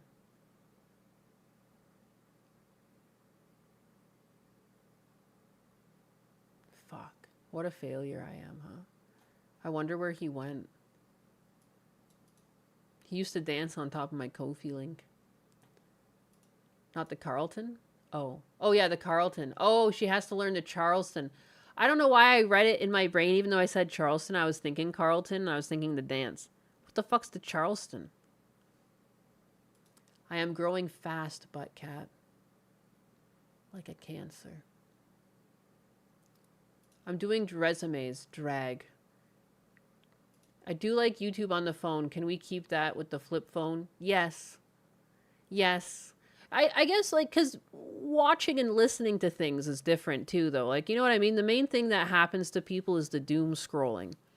Lately on Financial Audit, I know I mentioned Financial Audit again, he's been taking people's phones and looking at how long they spend on their phone. There was a guy the other day that spent 18 hours on his phone. Multiple times. That doesn't even make sense. I guess I'm thinking more so people like that. You know, if you only scroll for 15, 30 minutes a day between doing stuff, like the times I try to fit in scrolling, it's like I'm standing in the kitchen waiting for things to boil or something. I can scroll for a bit and make some posts, you know. You're pooping, you can make some posts then. You know, I try to fit it in with things where I'm already standing and idling. If I'm waiting for the grill to get up to heat between sears and stuff like that, perfect time, you know. Because it takes a while for my charcoal to get up to heat once I want to, after I'm done smoking. And, you know, you might be there for 5-10 minutes. It's a great time. But, you know, it's when it starts hitting like 4 hours a day, 5 hours a day, like, you can't be doing that to yourself. And I think everyone should check the hours on their phone and like how long you spend in each apps, because I think a lot of people don't realize it, how long you're in the apps. I think that's such a neat feature. I didn't even realize that was on my phone. So, like, I've been keeping an eye on it. I want to keep my Twitter usage under an hour, and it already was under an hour. But there was the odd day where it was, like, almost, like, 2.5 hours I was on Twitter. And, like, I guess, yeah, I'm an online presence, but, like, it doesn't even feel like that long. I think that's a part that pisses me off afterwards, too. Because, like, there have been times where I'm scrolling Twitter, and, like, I'll look, and I'm like, oh, my God, 40 minutes went by. What the fuck? Like, it's weird, and it makes me mad how much of a time sink it is. For, like, sometimes, again, what you get distracted with. I just don't like how algorithms can just push you stuff that you don't follow. Like, what's the point of following if you're just going to give me this shit? You always have to go find the following For You page or whatever, but again, it doesn't really seem...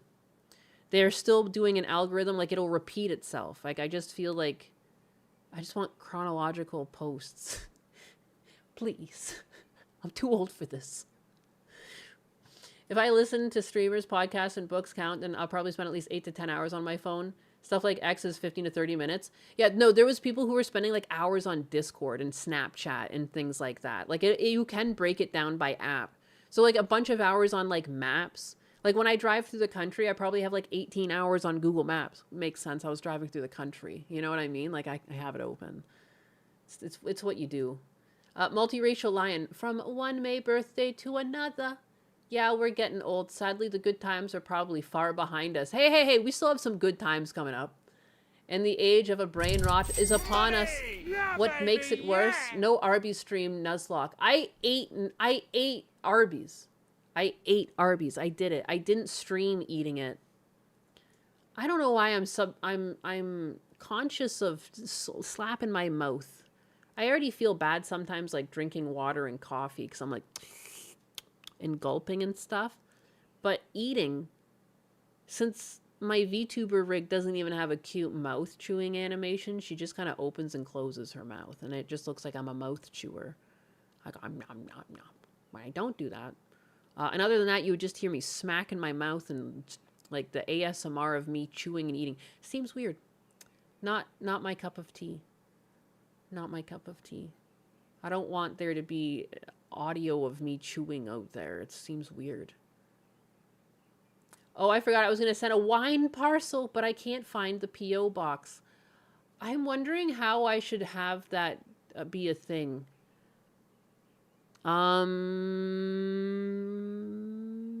We need a Nyanus tries it. Everything's so far away from me.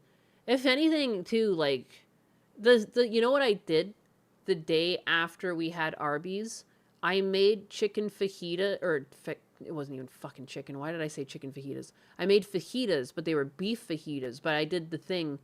I smoked the meat really slowly, and then I seared it till it was like a medium rare. And I had this, like, the shoulder steak was on sale at Publix. So it was like a pretty decent piece of meat. I mean, it was still quite expensive. It was like $17, but nice hunk of meat. I'm pretty sure I got to look towards the back of the meat section, the very back. It said $17, and it was visibly much larger than a lot of the other cuts that were like 20, 23. I'm pretty sure they like underweigh some things. The people who work there, they put it to the back and hope no one buys it. And then they buy that meat when they get off their shift or something. Because, like, it's not the first time I've found meat that looked, like, much bigger and much nicer. Like, there was one time I bought steaks that were apparently supposed to be just, like, a strip loin or, like, a mock tenderloin. It was clearly just, like, these big, fat pieces of... Why am I gapping on the name of these? I like to wrap it with bacon when filet mignons. Like... These just juicy. They're so soft. I remember I ran home with it. It was like $8. $8. And I got these like 2 big medallions of like meat. Oh my God. Husbanus couldn't believe it. I remember that. I smoked that up with bacon on it and we had that. But yeah, check the back. Like lean in there. Lean in there. Bend out. Put your ass in the air. Get down there. Look for the fucking meat.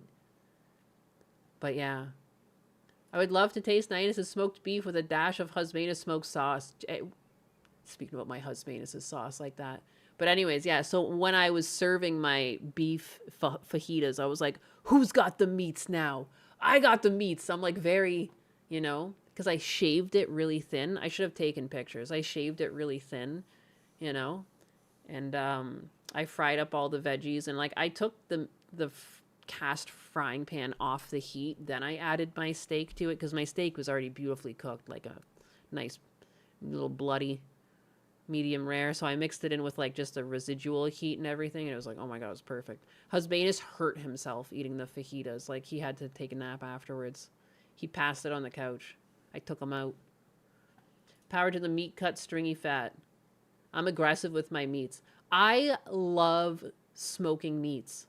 I love that smoker. It's like one of my favorite objects. If I have a reason to use it, like I love it. The only downside is like you kind of have to plan. Like you can't just on the fly, like I'm going to make dinner, it's going to be ready in an hour, I'm going to use the smoker. Unfortunately, no. You do have to plan ahead. But so much fun. It's crazy how much it elevates a meat. It adds a whole different flavor. It's just like, oh my God. It'll take the cheapest cut of meat and just turn it into something glorious. It's the best.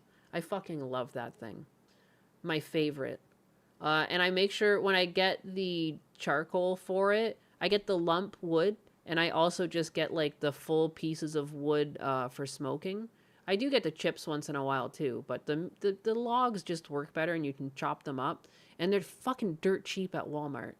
You can get like a whole box of logs for $20, which seems like a lot, but you can like hit them with an axe and like bring them down. Like I'm on the same box that I've been using for like, it feels like months. Like I feel like I hardly have to do runs for that stuff.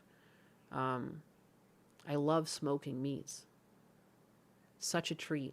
And a treat to eat. Give me a nice piece of crispy meat. And that's the thing too. I love reverse searing it at the end, like getting the heat up really high and like searing the fats and everything. Oh my God. I love the meat. I like the smoked brisket. Nice and juicy. Oh, it was so juicy.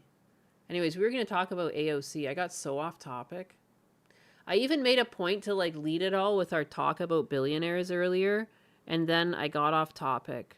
I was trying to make it like an easy thing to clip. Haha, just kidding. I yapped. Whoops. I really want to try that Asian style of meat place where you grill the stuff right in front of you on the table yourself. A Korean grill. Those things are fucking dank. There's some good ones in Toronto. Imagine Naina smoking up those ribs. It's been a while since I've smoked ribs. It's been a while since Publix had BOGO ribs. That's basically what I'm waiting for. Once in a while, Publix gets ribs on BOGO. And we have a chest freezer now. I've been waiting. When those ribs go on BOGO, I'm filling up. Meat is a better topic. It's making me hungry. I'm not going to lie, though. Big, fat, juicy meat tip. BOGO ribathon. Just like Zuckerberg. Ask the PO people if they have screening services. The people on the internet is a little kooky. Yeah, that's like... I mean, at the same time, though, my PO box is like so far away from me. I wonder how much it even fucking matters. Because in typical fashion, when you sign up for a PO box, different USPSs have different prices. So being the frugal cat that I am, I went for the cheapest box. Duh. So it's like not close at all. And that's also kind of like an inconvenience because then I have to go pick up stuff if people send it to my PO box. Sometimes I don't plan things out properly. You should smoke a pork butt. You get pounds of pulled pork. No, I do that all the time. I fucking love that. To get the picnic roast. Good morning, Nyannis and Chateau. What we yapping about today? We've been just yapping right now. The art of the yap, if you would. We were going to talk about AOC, but people are begging me not to, and they're like, let's talk about meat instead. I love butts. If I wasn't trying to do this as a job, I'd delete everything except maybe Discord. Yeah, it's still true. Do I still get mail service at my house? I mean, technically. There is mail that comes to my house. But like I have a PO box because I was like doing the stickers for Gundo. I have a PO box so that's my return address when I ship stickers for Gundo. Smoking the bacon. I never get thick cut bacon though because I really like crispy bacon, and thin bacon crisps up better. You can just smoke the whole thing though as a slab. If you don't peel them apart, you can smoke the slab and then bingo bango. Smoked. Mail service. That's pretty sexist of you. Yeah, I got the Chippendale Dancer service to my house. The mail service. I love butts. Don't we all? Slather the brown maple syrup on that bacon. I got maple syrup in the house. As a true Canadian. Your parents don't get mail service at their house, so their P.O. box is free at the local post office? What? Life hack. Yeah, more about smoked meats. I'm like hitting a limit though, because I'm getting so hungry talking about all this smoked meat. They can send UPS and FedEx packages to their P.O. box by addressing them to their apartment at the post office. Whoa. Discord is so confusing to me. Yeah, it is. It's a lot. The big beef you can buy in Costco is pretty cheap. I wish there was a Costco near me. I wish there was. There's nothing tastier than smoking chicken thighs and wings with a dash of Nyannis salt and pepper rub. What? I've got no such thing. I'm trying to lose weight? Hell yeah. It's so insanely hot outside, I just left to grab something at the pharmacy and I am dying. That sucks.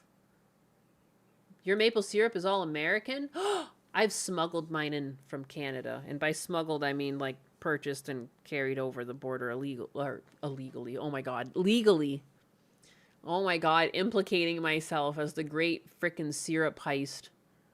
No, because oftentimes too, I'm just picking it up in the airport because it's just convenient. I'm getting bacon cheeseburger for my lunch break. You making me hungry. What am I? Oh, I remembered what I was gonna make for lunch today. I need to take the fish out of the freezer. I'm gonna make poke bowl. There's like those poke bowl things. I need to go do that because I don't want Husbanus ruining his appetite. There's cake in the fridge still. You could hurt yourself. I hurt myself yesterday on cake. Even I have a P.O. box there in Doral. What? Operation Slow and Curious, smuggling maple syrup from Canada. Let me go take this meat out though, because I can't believe I didn't do that earlier.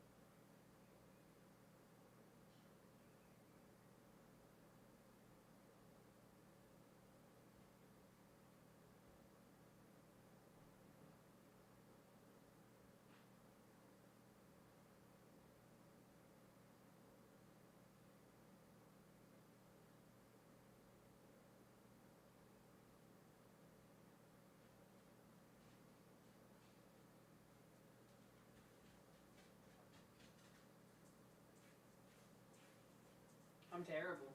Kind of the worst streamer, but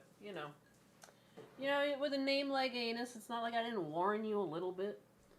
But had a panic. A little bit of a panic there. I was failing. Anyways, here we go. You want to hear some intelligence today? Well, you came to the wrong place. There's a certain level of wealth and accumulation that is unearned. Unearned. That's the key word. Like it just showed up in their pocket. And accumulation that is unearned, right? You can't earn $1 billion. That's right. You just can't earn that. That's exactly correct. You can get market power, you can break rules, you can do all sorts of things. You can abuse labor laws. Yep. You can Again, I do think some billionaires definitely do this, 100%. Like, we're not born yesterday. Bad people exist. But it's, like, also objectively untrue. Like, what? Like, everyone comes to wealth differently.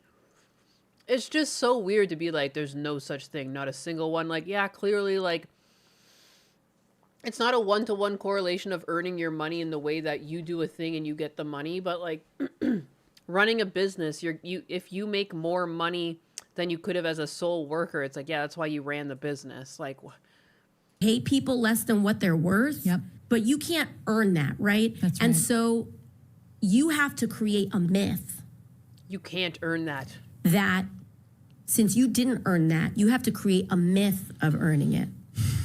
There's a I almost choked.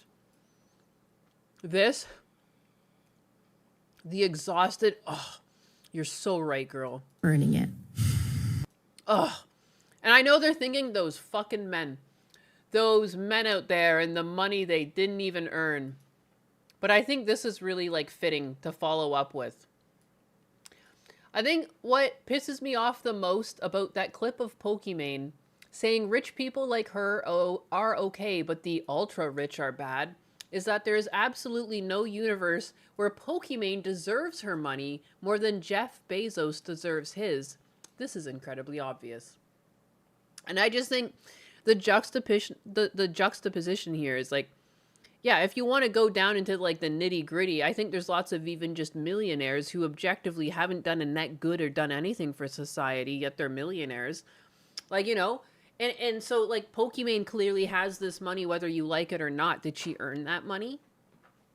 Like, you know what I mean? Like, some people would say no. Some people would say, well, yes, it's not her fault that her audience is simps, and like, well, she earned it in that she like knew she was cultivating that audience, and I wouldn't think that it was a really altruistic way for her to earn her money. But like, what are you gonna do? Take it away from her? I still don't think that would be ethical. You know what I mean? She saw a niche and she took advantage of it. But you know, we got lots of rich people in the world that technically deserve their money, but they have it. We can't take it away from them. So it's just kind of weird to have this sentiment suddenly when it's $1 billion and it's not $1 million. It's suddenly much worse, but it's the same concept. Sometimes people fall into wealth and they don't necessarily deserve it or they didn't earn it, but just because like they want to gamble, you know, and maybe something that they went into ended up being more successful. Like, they're not really bad people because of that. You know, some people, yeah, of course, some people manipulate and take advantage, but that's not everyone's story. Some people just kind of fall into it. Like, Pokimane is pretty mid-looking, and she just fell backwards into it in that, I don't know, maybe just the algorithm was right at the time when she started streaming, like, because there's dozens of women like her, but for whatever reason it worked, and, like, she's fucking wealthy now. It doesn't work for everyone. But again, like, I mean, you can't take her money away just because you don't feel she's deserved it. She earned it because how one spends their money is at the end of the day subjective. Exactly. Then they chose to give. Exactly. So it's like your personal opinion doesn't matter. The money is already in that person's pocket. They earned it. Like, she's talking about deserving money, or like if they earned it. And it's kind of the same thing. And it's like, yeah, I don't know if you're feeling a certain way about it, but you just, for whatever reason, it's only acceptable when you use this opinion on billionaires and white men at that. She's thinking of white billionaires when she's saying these sentences. You know, like, you can taste it in the room. The fucking, the reaction says it all. This one. Oh, man. Those billionaires. Always, Like, they just see, like, fucking Scrooge McDuck or something. Like, every billionaire is Scrooge McDuck. Like, you know, there is no in-between. They're all the same. Is that AOC? Yes. None of these people even have $1 billion. It's true. Is Jeff Bezos a dick? Probably. Did he work hard for decades to get a significant portion of his wealth? Absolutely. Yeah. Does he deserve to be a billionaire? I don't even care. Yeah. Some people are just going to end up...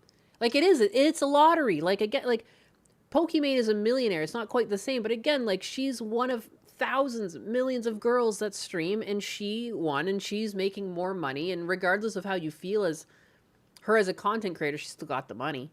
You know what I mean? Like, I don't know why it's suddenly so evil when it's done through business.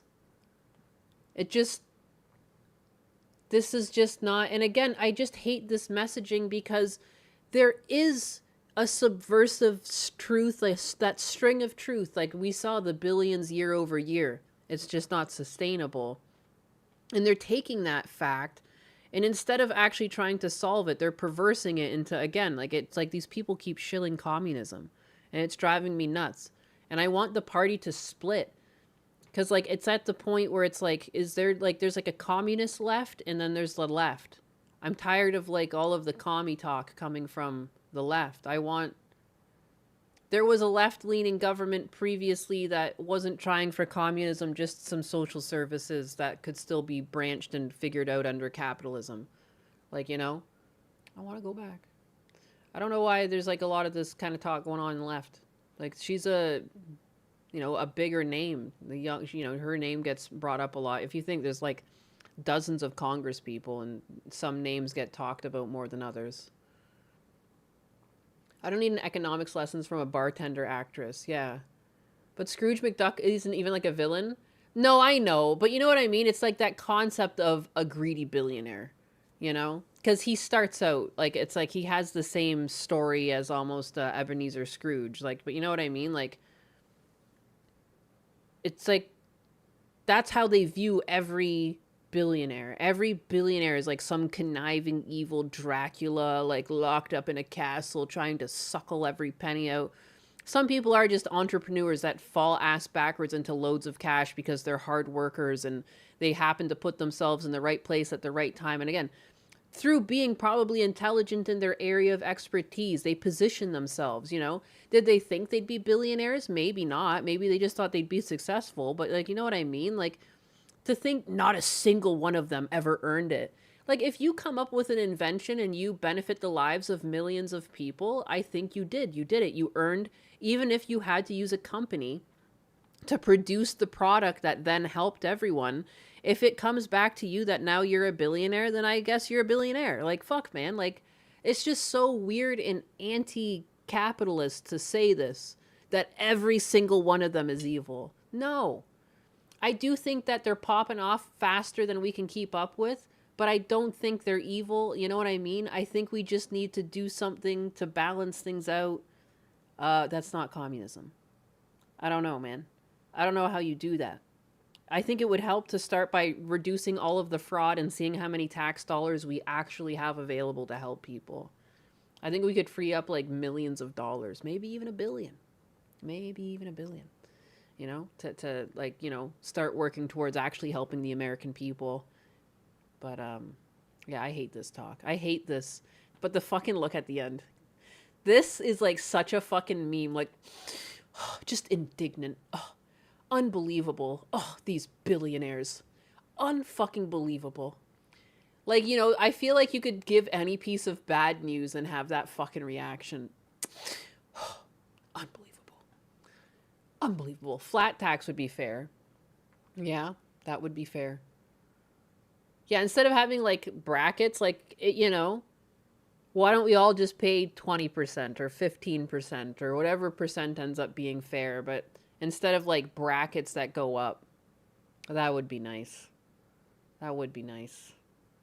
You know, and, like, because it already works out that if you're super, super low income, you end up getting things like SNAP.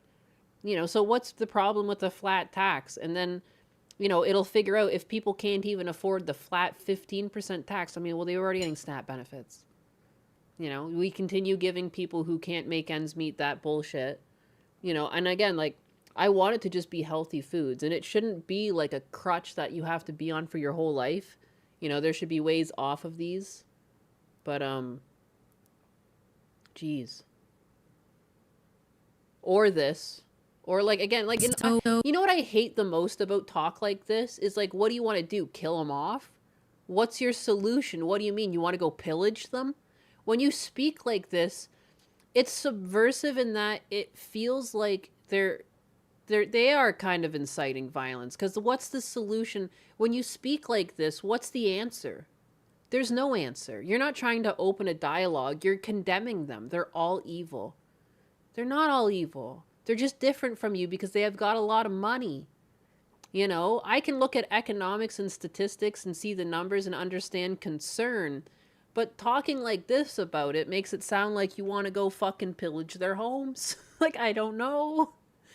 I don't like it. It rubs me the wrong way. It's what they want, just like Hassan. Yeah, they're just sugarcoating it a bit more. They're not saying it outright, but all I hear when I hear talk like this is like, what do you want, violence? What's the answer to this? Like, I don't understand. You're not opening up a dialogue. You're not trying to fix any problems. You're literally just painting them as demons. Holy crap. And that's the thing. Like, they're objectively not. Objectively, they're going to be, like, we're not stupid. We know people take advantage of people, but objectively, we know that not every single one of them can be like that. Some of them, again, just, or what if you're 30 years old? Do you know a lot of the billionaires right now, they inherited their wealth? So what are you going to do? Just like, oh, sorry, you're not allowed to have your inheritance because I've decided you didn't earn it. I mean, as much as I hate Nepo kids, or like when they're in jobs they don't deserve and they're calling the shots over things they don't understand, but I never want to have their money fucking taken away. Like a majority of, or not, a good chunk of billionaires literally just, they earned it through inheritance. So what's your plan with those people, AOC? Are they evil too? Because they had no choice about being born to rich parents? Like, what? Put them to death on the cross. Like, what is going on? It's like they don't look at the stats. Like, I try to look at it and try and understand how it all works. And, you know, I don't have a solution to it either. I can see it's a problem, but, like, I don't really have a solution, but I don't want the solution to be violence. That's a flat tax sounds pretty fair, you know? Fuck, man. She would redistribute the wealth herself. AOC likes to keep things that favor her.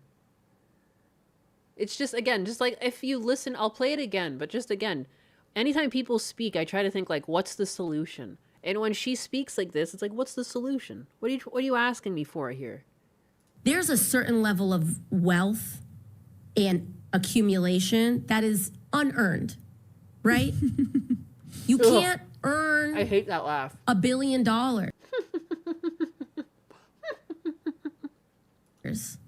Right? You can't earn $1 billion. That's right. You just can't earn that. That's exactly correct. So true. So true, girl. Oh, yeah. Incite that violence. You can get market power. You can break rules. You can do all sorts of things. You can only do evil. You can abuse labor laws. Yep. You can pay people less than what they're only worth. Evil. Yep. But Henry Ford was like one of the nicest guys. Like by today's standards, if he was making today's money, he would have been a billionaire. He was like the nicest guy, apparently. He was quirky. You can't earn that, right? That's and right. so someone go back in time and tell Henry Ford he didn't earn it. Take his name off of the cars. You have to create a myth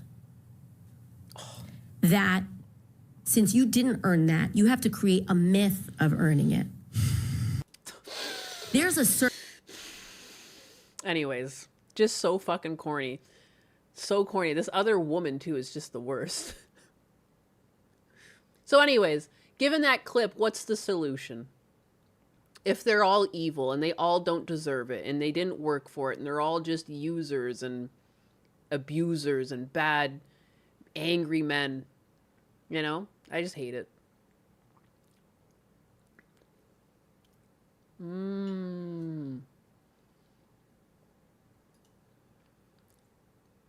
You can only do evil when you have this much power, but when I have the power, we will do the good. Mm-hmm. Yes. Yeah, this is like a radicalization strategy. You shouldn't be in political office talking like this, too. You should be more open-minded. I feel like I don't like talking in absolutes. I don't like, even if I start talking in absolutes, I always try and like explain. Like sometimes it's just a wrong phrasing because I'm talking live all the time too. But like a lot of times I play devil's advocate and I'll try to describe something and then I get there's a misunderstanding. That's how I feel. But you know what I mean? I try to keep an open mind. I don't like this closed off like we've already decided. They're all evil. There's no numbers. You can't even name names. You're just blanketing this whole group of people as evil. And like, that's it. That's all. Like, don't look at government and all of our fraud and waste, but look at these evil guys. Like, you know, ignore the fact that lots of people in Congress have like hundreds of millions in net worth, which doesn't make sense for the amount that they take in. But look at those billionaires. Would you look at them? Just the worst, aren't they? Don't you just want to moidalize them? Just the worst people. Now, anyways, I'm going to go back to my fat stack of cash. It's like, you know, like it's crazy. I don't like it. Did AOC make coffee for the quartering? My God. You can claim to own $30 million winery and never sold a bottle and then disappears when the spotlight is pointed at it.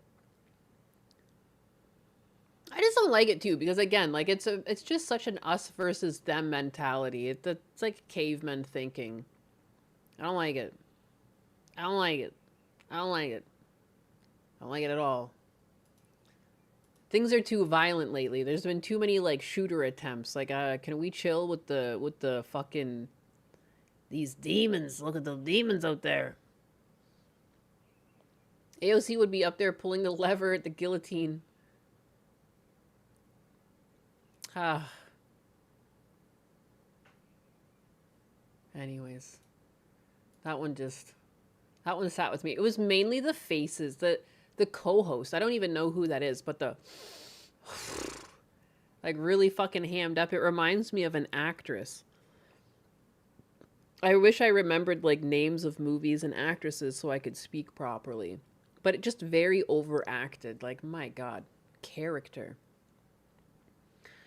Yeah, no, it's so weird too. And then when you call it out, people are like, oh, like projection, or they don't agree it's there, or like, again, I get called right-leaning and it's like, I'm just trying to call the bullshit in the party. Like, this is bullshit regardless of your political opinion. Because again, it's just objectively, when you speak like this, what's the answer? And like, if the answer seems to be a violent one, I don't like it. Like, that's it. I just want the party to like split away then. Like there seems to be like a communist subgroup to the left right now.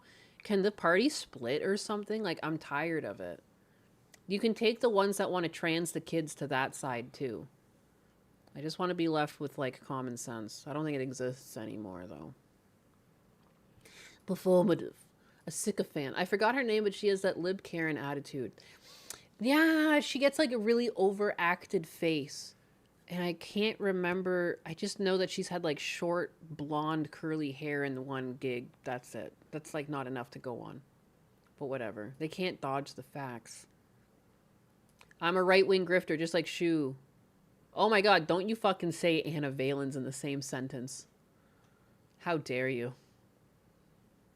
I'm thinking Rachel Zegler would be AOC if she wasn't an actress. Yeah, did you see her with her coke jaw at that, like, latest red carpet event? Holy fucking crap. I guess I didn't cover it on stream. It was in my list at one point, but it's fine. She just looked, like, so fucking dopey. Like, I don't understand. I don't understand fashion enough.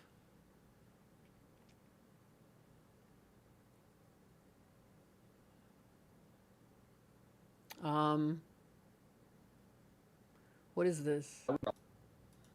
I only saw the guy writing the comment, and I agree with this. I always say that I feel like kids probably don't need drugs, they just need exercise, so it's nice when people have like an actual story about that. But I didn't watch the actual video that he's replying to. But yeah, so this I'll just read this first, and then I'll watch this because I don't even know what this is. My son's dumbass kindergarten teacher suggested that we put my son on different drugs because he had so much energy. My dumb ex-wife wanted to comply. I told both of them to go screw themselves. All I did was take my son to the park in the morning for 45 minutes before school. Boys need exercise. They need movement. They don't need all those drugs that destroy their lives. Today is my son. My son is currently going to college on an academic scholarship and healthy. No drugs. I was given Zoloft at 5 years old. I was also given Risperdal at 5 years old. Okay, yeah, see? No, and I'm so glad that my parents never took me into, like, a psychiatrist or anything like that, because I feel like I would have just been put on pills. Terrifying. And I'm now starting to see people talk about their own experiences with SSRIs and other psychotropic drugs, and I have to share my own experience. So, my parents were coerced, mainly my mom. My dad actually pushed back, but mom was coerced to give me Zoloft and Risperdal at 5 years old. That's crazy. Because of behaviors and negative emotion I was experiencing. But when you really think about it, every 5-year-old kid is going to have some kind of bad behavior or emotional instability. And they're what 5. a parent should do is teach their kids right from wrong and not resort to drugs. And I can see how that would be difficult for a 5-year-old because 5-year-olds aren't old enough to think. You're not old enough to think until you're maybe about 7 or 8. But they put me on these drugs anyway because the doctors are focused more on money rather than the well-being of the child. Yep.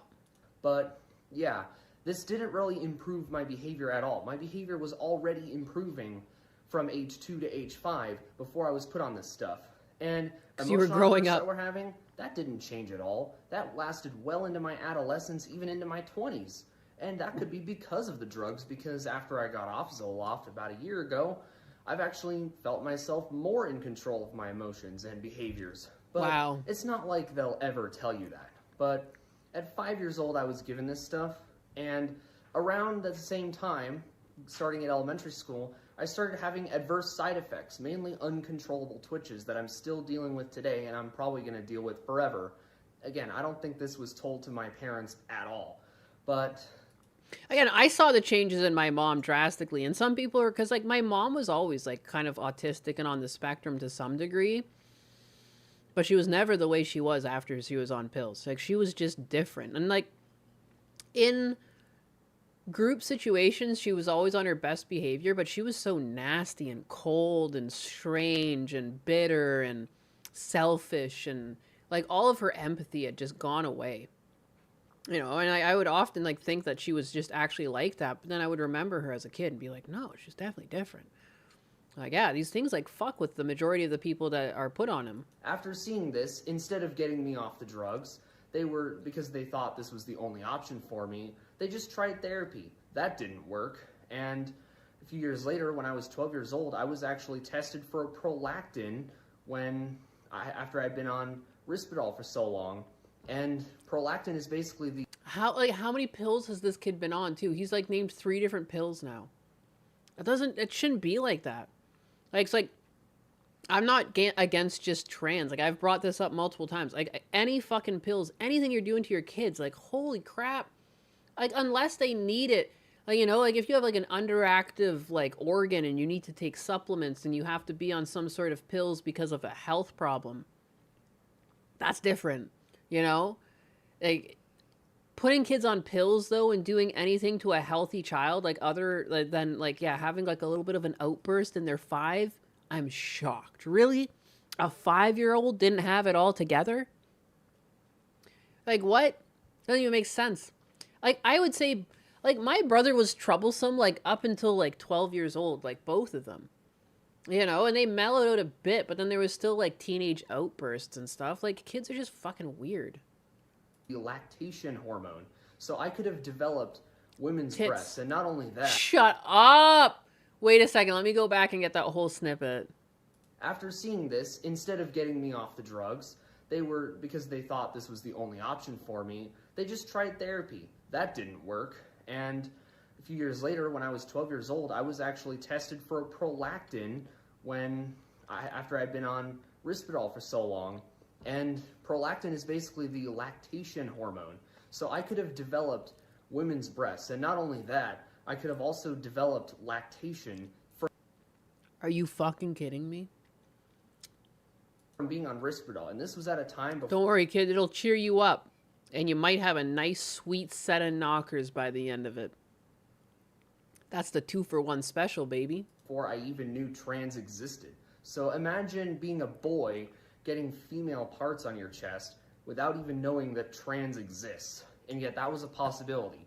Thank God they didn't find anything. But what they did find was elevated cholesterol comparable to that of an old man. So that's a problem, and they had to change my dosage. Well, at least they did, but they should have gotten me off completely. But this isn't even really my parents' fault, because doctors coerced them into thinking... Mm-hmm. And people trust doctors. Like, they went to school to be a doctor. Doctors are supposed to be these, like, wise people, like, but they're not. They're just pharmaceutical shills half the time. Wait, what? Lactation. Yes, lactation. Xeno the Stoic. You were hyperactive. I got told to shut up a lot. Now I'm a pretty quiet person. Back in the time when a kid could be a kid. Yeah. Thank God for that. Thinking it was the only option. My dad even pushed back. So we get closer to today. I got off of Risperdal at the end of 2024, and then about 11 months ago, in only 3 weeks, I got off Zoloft. And wow. The withdrawal process, it's been kind of rough because I'm experiencing like cognitive and memory problems in my early 20s. Dude, because you've been on these pills your whole life. Like, your body grew up on them. That's sad.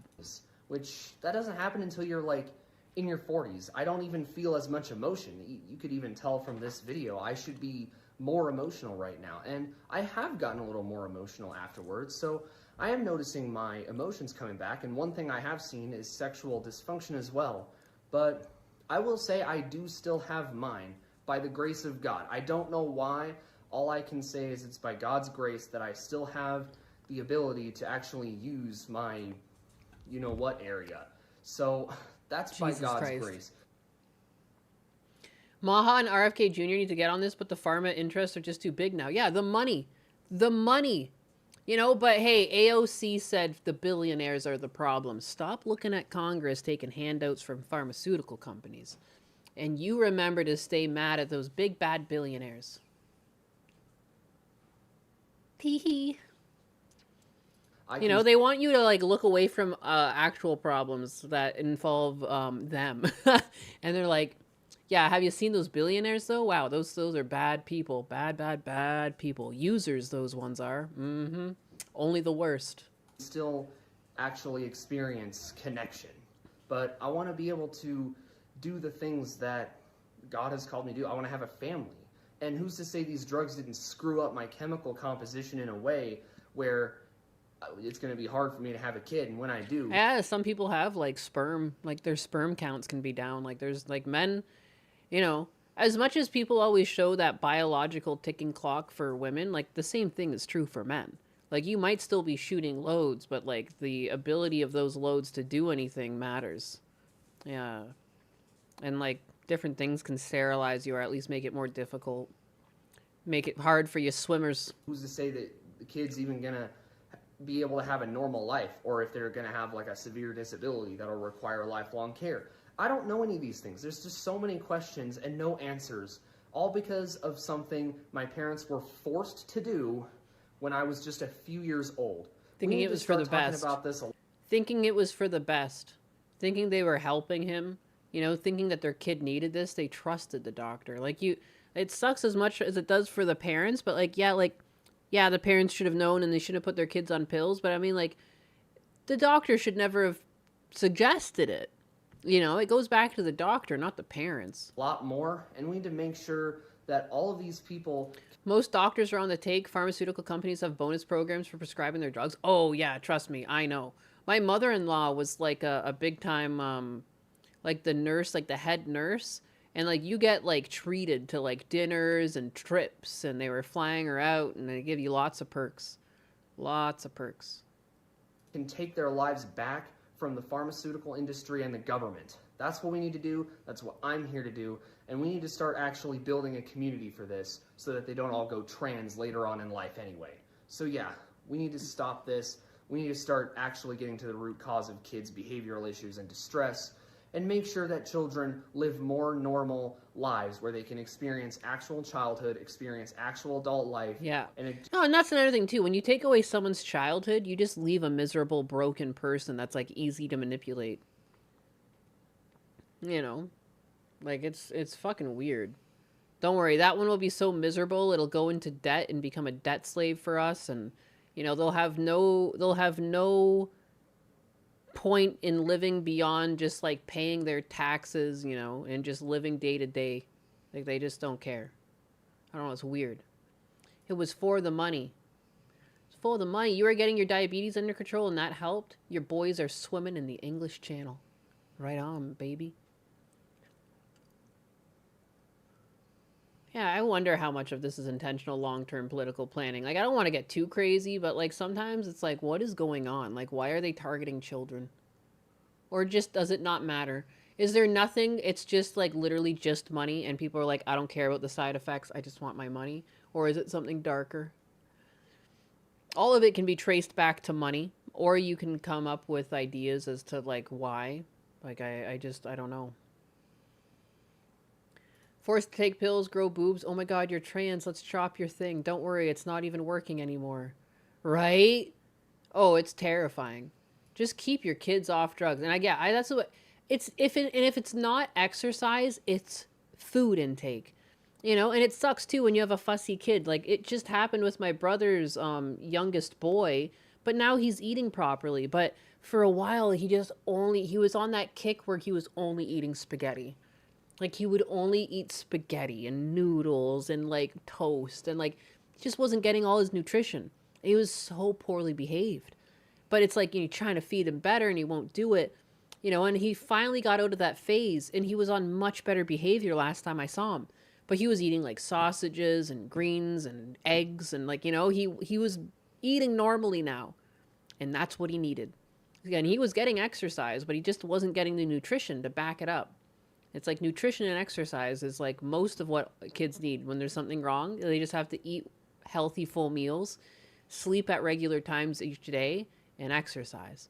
And they will be fine. It's only a problem for parents who don't know how to manage. Spaghetti. And like some kids just go through those phases. It doesn't mean they're autistic. It doesn't mean anything. It just means they're going through a phase of growing up and they're super fussy right now.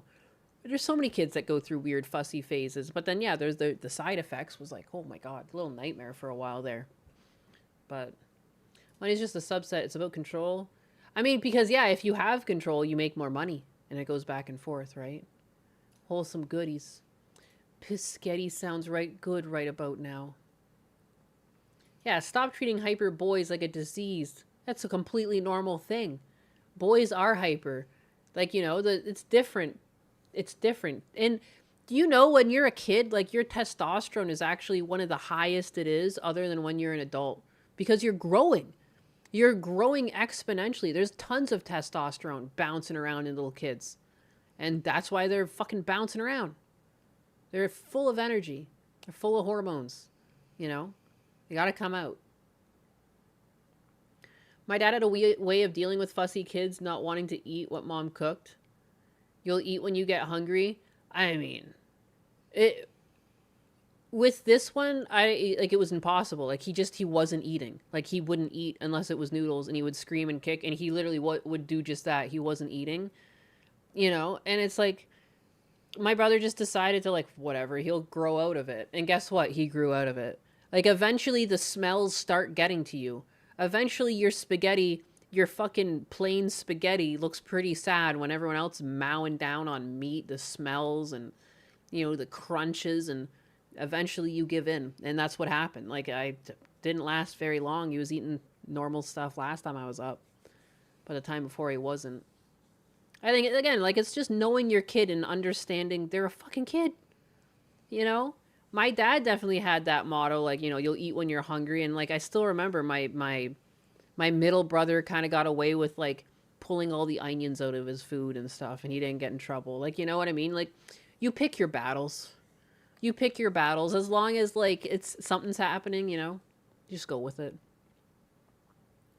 What I find disturbing are the parents who are transing their kids at 4 to 5 years old. No, They don't even know what they want to be. No, it's so weird. It doesn't even make sense because I hang out with my brother's kids, and like the oldest is about 7 now, and the youngest is 3. So they're all in between those ages. There's 4 of them total. They don't know what the fuck they're doing half the time. Like what? How? There would be no way that any of them even have an understanding of gender or what it like. All they understand about boys and girls at that age is that girls like pink, boys like blue. They like the dinosaurs. The girl likes Barbies. You know, I was more of a tomboy, but like his daughter just naturally gravitates towards feminine stuff. That's all she wants. You know, she's a typical girl. You know, that's it. Like it's so funny too. I was walking through the mall with her, and she just, if we passed a store that was just like a woman's clothing store, she wanted to go in. Like I was like, she's more of a woman than me. This is crazy. She just wants to shop. But yeah. Kids are dumb. We were dumb once. Oh yeah, we were so dumb. They're so dumb, but they're so wholesome. I love them. I love them.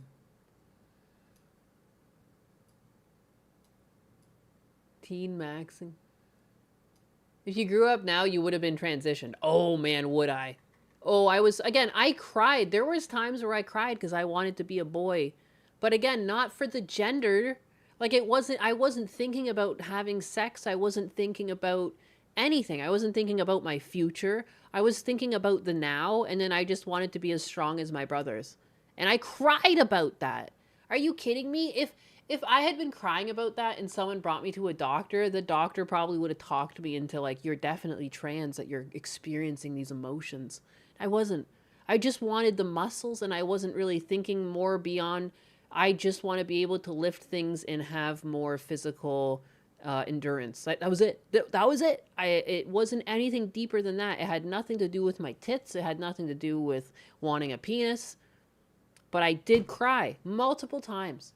I went through this moment where I was like, yeah, I was just like hypercritical of myself, and I just wanted to be as strong as my brothers. And then there was a weird envy because they weren't really helping out with scrap, and I wanted to help my dad out with scrap. And then like I was kind of annoyed that like if I was one of them, if I was just like, if I grew up and I was one of them doing this, I would have it so much easier.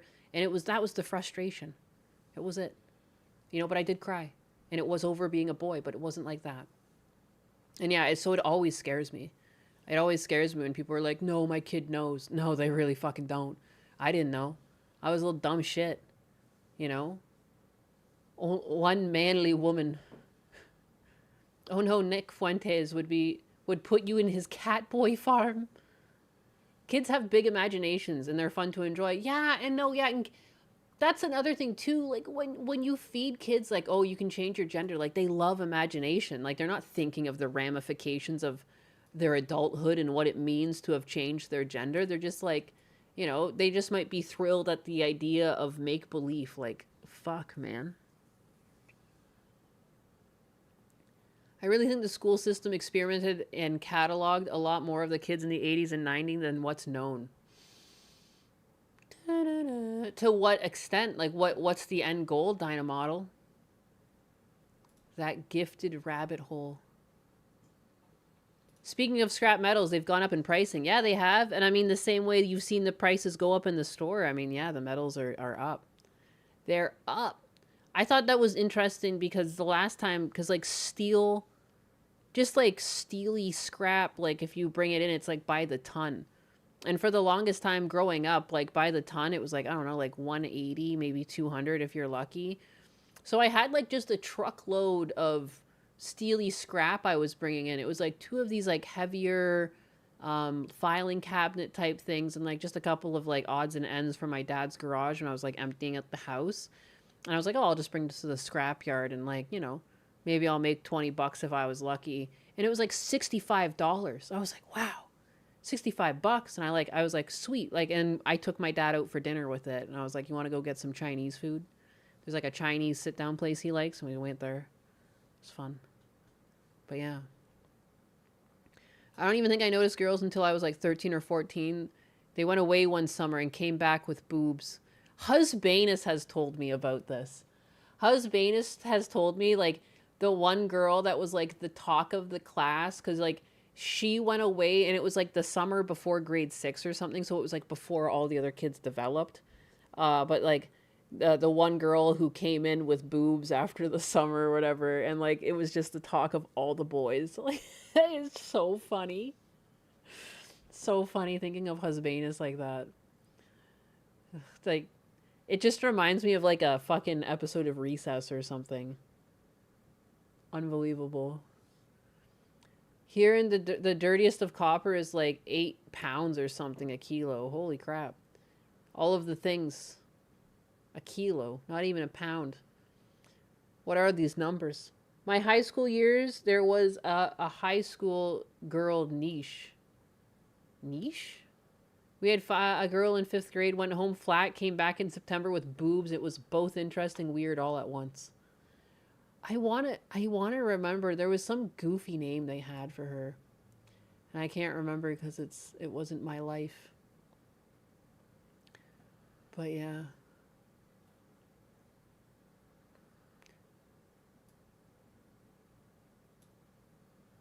We had a transfer student with massive tits. It was a glorious sight. I didn't really notice girls my age until high school.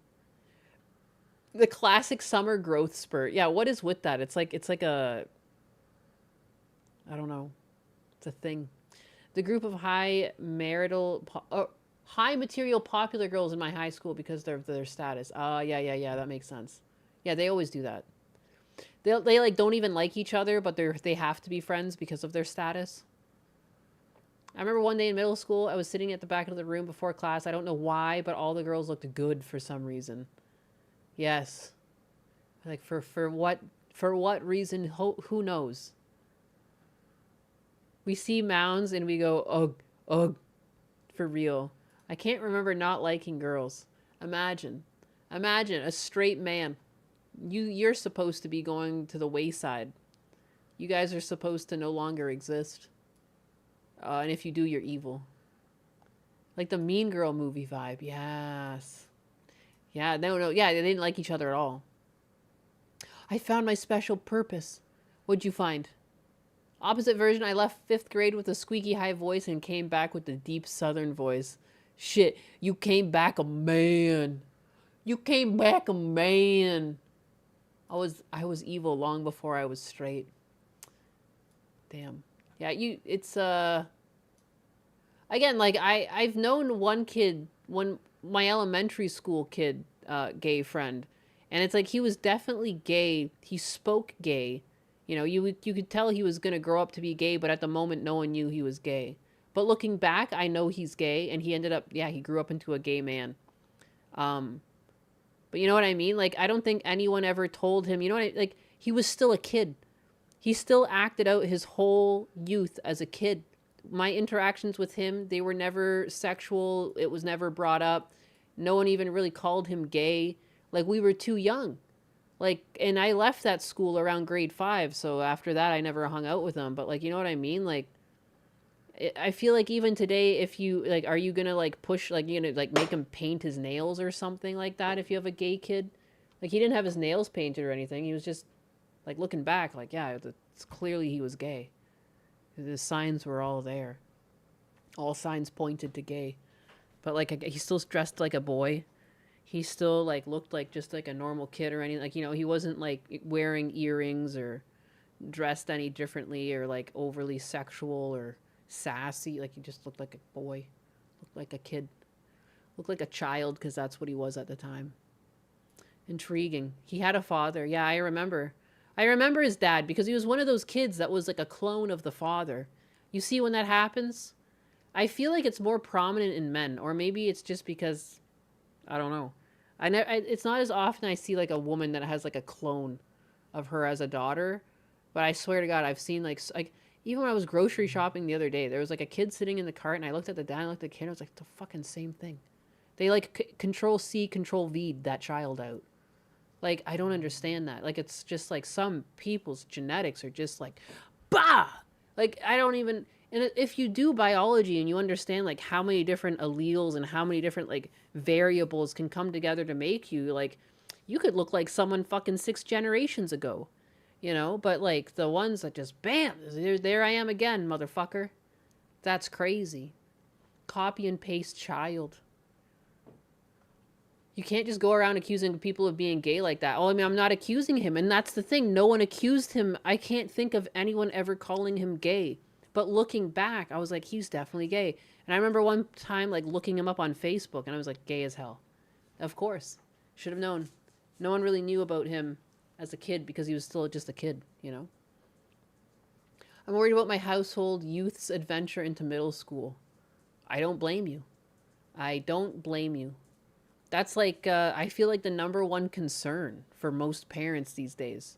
My brother's concerned about it. Like, my sister-in-law isn't very religious. My brother went to church, obviously. But, like, yeah, they want to, like, she's told me, she's like, when I was growing up, I would have thought I wanted my kids to go into public school, too. Because she went to public school. But now she's like all gung-ho on they go to the Catholic school. Because the Catholic school doesn't push this weird shit yet, you know. I mean, at some point, are they going to be forced to make themselves be inclusive because it's Canada? I don't know, but currently, no. Currently, that shit don't fly. So, I was 8 to 10 and played the games called God of War, GTA San Andreas, Mortal Kombat, Street Fighter. I knew I liked girls. I knew it. You played God of War and you did all the little mini games where Kratos is like fucking women. Or it's like there's like one, it's like you go off into the bed. To be fair, I met some men that appear to be gay by their voice and how they are, but they're not. They might be in the closet. Two cousins and I look very similar. School is no place for children. Not anymore. I peaked early, had 3 girlfriends in my 2nd grade class. It's been downhill since then.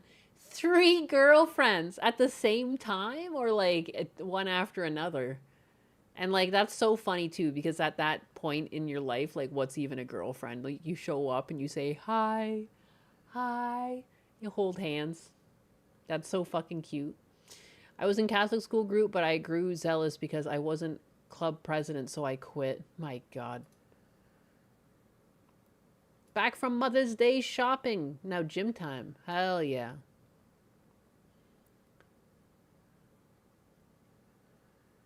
Jesus. The Catholic schools will probably shut down or be taken and given to the United Church of the Commune Canada, which has discussions about May during Mass. Jesus was mated. The Vatican has tried to be more inclusive in recent years, so I would not be surprised their schools would be mandated to be more inclusive. Yeah, it's weird. So weird. Where's the future going? Grade school drama was so simple, wasn't it? Wasn't it? Dude, being a kid was so simple. It was easy. We had it so easy. What happened? Guys, I'm going to wind down the YAP. I can't think of what else I need to talk about. It's 2:40. It's almost 3. You know? Time for me to spread my anus and fly far, far away. I think. Mainly because I'm hungry. Mainly because I'm hungry. Hungry. I'm hungry.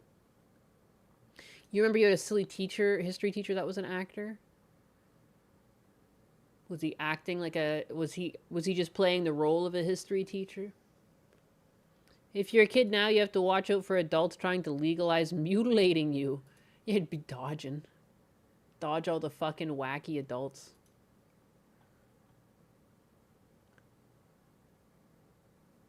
It was so simple until the one bully that was about 180 pounds when everyone else was 70 to 90 and stomped your shoes. Shit. Did I like meeting Blabs? I did. I like Blabs. She's cute. He was playing around doing silly stuff like kicking the table. I missed something. Please babysit us for another 20 minutes until Kersha gets here. We need to be witnessed. Witness me. Cecil calls it the tomboy apocalypse. It is. It is. I think back to my childhood and I'm terrified. Jesus, just a horror story if I went to that childhood in today's day and age. You would have been calling me something else. I don't know. I'd be a dude. I'd be a male VTuber. It would be terrible. I'd have no viewers. That's so rude. There's like so many male VTubers in my chat. I don't know why. It's just a meme. It's a meme at this point. Accept the meme. Accept it. Ignore me. Asperger for life. Fuck yeah. Michael? Why? Oh, because Mike Hawk? $2 for Lego Harry Potter, bless her. I'm eating a candy. A male VTuber named Anus? Yeah, I'd be out. Wow. I guess I have another story I can talk about. I'll babysit you for another 15 minutes until Kersha gets here. You fucking ask me. So nicely. I think this is just interesting because they are the same YouTubers and there's two stories. I was trying to look up a story and was shocked to find the same YouTube channel using pepper spray on two different victims. I thought these were two stories covering the same incident. No, they're just two different stories. Man sues YouTubers over alleged pepper spray attack at Mountain View Costco. Claiming damaged eyesight lawsuit and seeks $3 million shutdown of channel under racketeering laws. That's April 22nd. You're being sued on April 22nd and you're somehow still streaming or making videos May 5th? Canadian YouTuber facing felony charges after pepper spraying incident in Menlo Park. This is a completely different incident. But it's the same fucking channel. It's the same fucking channel. So anyways, I'll read you these articles. Anxiety. So is there any Moamon before your vacation or no? That's a good question. There might be. I think we're still here on the weekend. I don't think Husbanus wants to leave until Sunday. It's a good question. Nayas, have you ever considered taking commissions for VTuber models? I don't know how to do that. I have not considered it. No, I have not considered it. I considered it, and I just don't know. I just feel like I don't know why I'm not interested. You'd think I would be interested because it fits so in line with my job, but I just see it as like I'm gonna learn this skill set, and then AI is gonna be able to do it in like a year, and what's the point? I feel like it's probably already happening. Like they're not even gonna need this to be rigged. It's gonna just already work out of the box without anyone doing anything. I feel like if I want to learn a new skill, I'd rather just go to school or do something that I feel is more future-proof. Like I'd like to go back into a career where I feel like more secure long-term. I don't think I'd feel very secure long-term doing VTuber rigs. I feel like I have like a year or two and then it's over. If that's even, not to be, I guess I'm like a little, you see, like I'm still obviously a bit fucked over about what happened to me, but like, you know what I mean? Like, I don't know. Learn to code. Well, not even that, because like the coding models are now really good. And like, that's kind of like a dead end job. Like Husbanus is like really successful at coding, and he's always talking about like he doesn't even know how many more years he'll be employed before like there's no job for him even at his level. It's weird. Yeah, really. These are the things. Using your hands. The AI can't take that away. The AI can't take your hands. But anyways, here. So the same group of YouTubers twice. Someone take away their pepper spray. This one though, this was the crazier of the two stories. A man who says his eyes were injured when a group of YouTubers pepper sprayed him at a Mountain View Costco has filed a lawsuit seeking millions of dollars in damages, as well as a court order forcing them to end their channels. Paul Rubino, a maintenance worker in Milpitas, alleges his eyesight was damaged after he was attacked by a group of 4 First Amendment auditors on March 28th while shopping at the Costco on North Rengstorff Avenue. According to Mountain View Police and Rubino, as he was leaving the store, Rubino asked the group why they were filming shoppers. After a brief verbal confrontation, the group allegedly followed Rubino to his car and pepper sprayed him. The police report alleges that Northridge resident Richard Mazza, 51, deliberately provoked the encounter in order to claim self-defense in pepper spraying Rubino and attract views for his channel to monetize the interaction.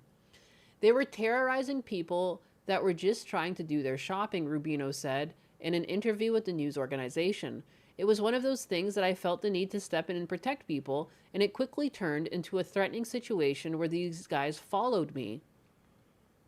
Rubino said that when he tried to leave, the group followed him to his car and tried to get his address from a package in his car. Mazza put up his camera through Rubino's car open window, and he was trying to leave when he pushed it away, and Mazza pepper sprayed Rubino. It was a shock, Rubino said. I've never experienced anything like that before, and the next thing I know, these guys are taping me, and they're enjoying what's going on. The group that was at the Costco included Mazza, who posts on the channel Freedom of the Press, Richard Troyan of Canada, who is behind a channel titled True North Transparency, and a father and son duo, Conrad and Nick Rankin, who run Impact Media. They refer to their videos as First Amendment audits because there's a constitutional right to film in most public places. Then the auditors upload their videos of people reactions to sites like YouTube. Mazza was arrested by the Mountain View police and charged with 2 felonies stemming from the incident. Police claim that Mazza mocked the people he pepper sprayed on social media, which is not typical of victims who are truly defending themselves, officers said in a police report. Police stated that the videos on Mazza's channel where he uses pepper spray have 3 times the views of his other videos. Rubino says his attorney... So he does it a lot. That's why I have another fucking article of him spraying someone else. At what point do you just put these people in jail? They're fucking harassing and attacking people. Hey, bigger, moon bigger. Rubino and his attorney say that while YouTube may not legally be responsible for the content, the company has an ethical obligation to stop profiting from the videos. Mountain View-based Google, which owns YouTube, did not respond to requests for comment. YouTube and Google are not named as parties in the suit. In Rubino's lawsuit against all 4 YouTubers, he is being represented by Redwood City Attorney Andrew Waters. Waters is pursuing his own separate lawsuit against the group after encountering them at his Draggers Market in Menlo Park and posting his own video of the interaction. This is the lawyer of this guy that they attacked? No, it's a separate lawsuit. After the same group. Okay, wow, look at this. The story continues. I think they're profiting from these violent incidents. They are. And that's something we're going to explore. Yes, they get more views when they pepper spray. They chased this man to his car and pepper sprayed him in the face. He's now going to be blind. He lost vision. That's crazy. Tase them all. Riboon. Guys, help me. I can't speak. I'm staying longer just for you. Mock me if you wish, but I did it for you. As of April 22nd, it does not appear that the video of the Mountain View incident has been posted on any of the channels and videos from the Menlo Park incident, which were viewed by this news organization, and they have been now taken down. Rubino said that he has suffered vision loss, pain, and trouble sleeping after being pepper sprayed. Doctors told Rubino that he sustained an 80% corneal abrasion for 10 days, while his vision has improved since the March 28th incident. Rubino said that in an interview that it continues to be impacted. Rubino described the pepper spray as causing excruciating pain, and it says like he's looking through frosted glass.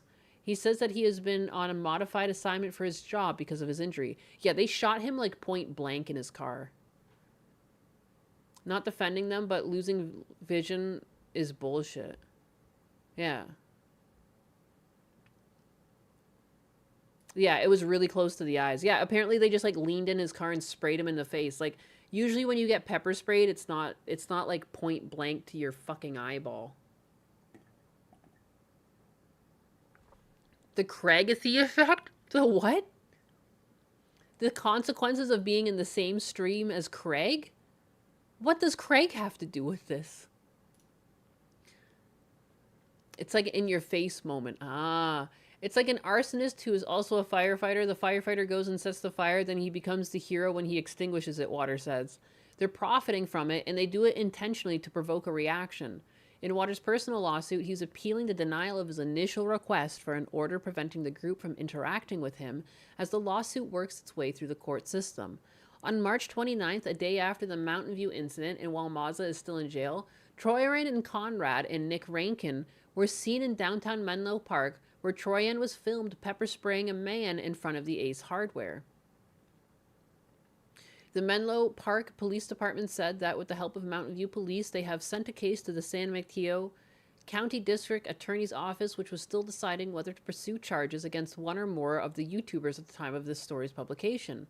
For the Mountain View incident, Rubino is seeking attorney's fees and $3 million in damages, $1 million in his injury, medical costs, and pain and suffering, multiplied by 3 as allowed under the Civil Racketeer Influenced and Corrupt Organizations RICO Act. He is also asking that the group be forced to divest from their channels and any related companies, along with being referred to the FBI for criminal charges. This has been a very traumatizing thing, not just the pain, but also the emotional impact. I haven't been the same dude, Rubino told the news organization. Someone needs to answer for that. These people are trash. I'm so tired about these fucking nuisance influencers, and they just keep getting worse. You know? If you're lucky, all they're doing is driving a fucking lawnmower through Target, which is still terrible. You know, they drive horses through Target. Now they're just assaulting people. Oh, look at the content. Look, I'm assaulting this person. Look at, I riled them up, then pepper sprayed them. Oh boy, what content is this? Wowee. Craigathy is Kirsch's nickname for Craig, I think. I see. But what does Craig have to do with the pepper spray man? What's going on? That's the game. One lawyer has to maximize the damage, the other has to minimize and to meet in the middle. If only one person does their job, someone gets screwed over. Oh, the Craigathy effect. I see. Not being able to read. I see. Yeah. There was something the other day where he said, like, it was like he was reading the number 48 and he said 47. And it was like, whoa, that number's not even there. Don't be afraid to spank your kids.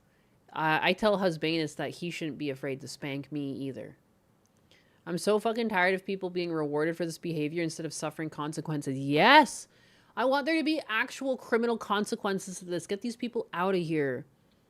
Fucking all these AI algorithms taking down other channels for being inauthentic content. Can we get the actual, like, violent, strange content off the website? These weird harassment influencers, you know? All they really do is go out and bother people for views. Like, oh my god, as a society, nobody likes them. Let's just do everyone a solid and get them out of here. Get them out of here. Silly cat. Giggity. It's about you not being able to read, not the pepper spray. Yeah, now I get it. Now I get it. I was like, what, does Craig make a fucking point to pepper spray people? I was getting confused. It makes more sense now. But my freedoms. Tricks are for kids. Hi, Dropkick. I think your bro balance you.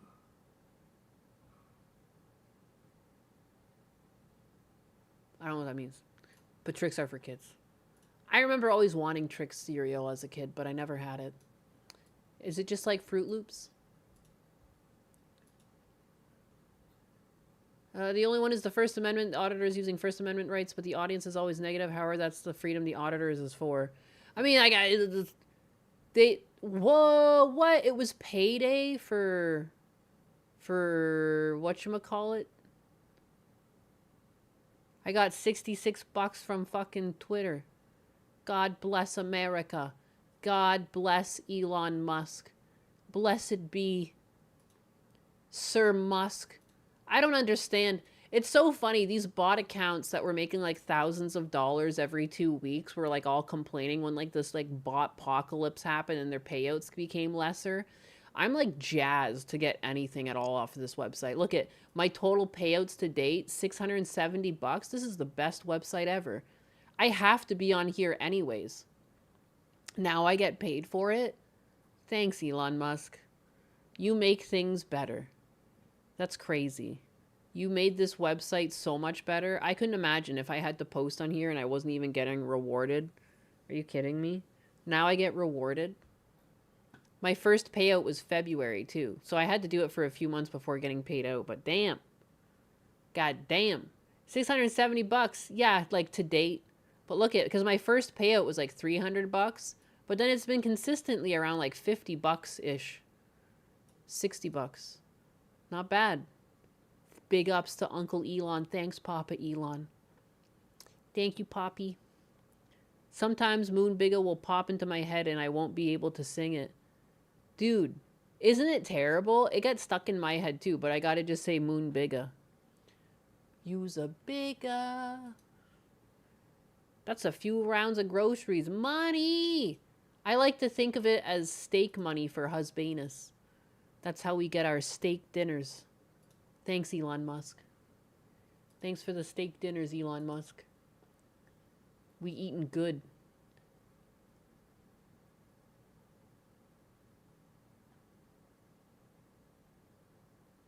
That junior account posting AI propaganda begging on the timeline for his monetization back. I don't know what that is. I think Trix tastes better than Fruit Loops, although I feel Fruity Pebbles taste similar to Trix. I've never had Fruity Pebbles either. I only had Fruit Loops. The junior account posting AI propaganda, begging on the timeline. Oh, yes, yes. No, yeah, there was like some like Indian account that was like, your loss, Elon Musk. Go on and get out of the platform then. Get on, get. Food monies. Food money. Thanks, Elon Busco. Blessed be the busk.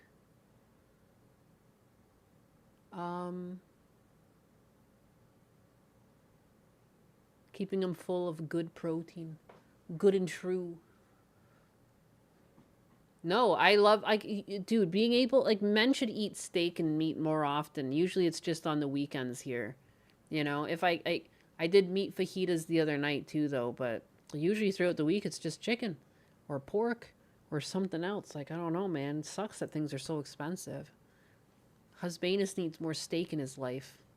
So, and I like being able to buy it for him because then it's more of a treat. So it's been funny the past, like, whenever I get my Twitter payouts, like, I'll buy steak for him.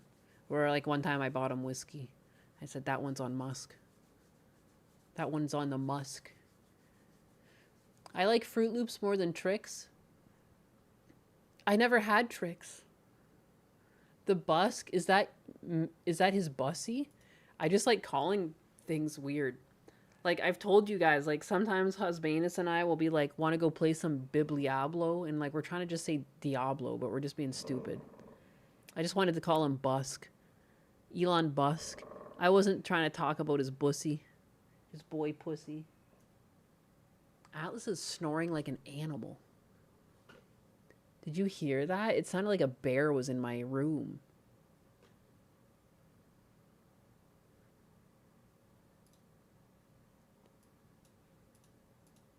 There he is, sleeping. Oh, look, it's 3:02. I have done it.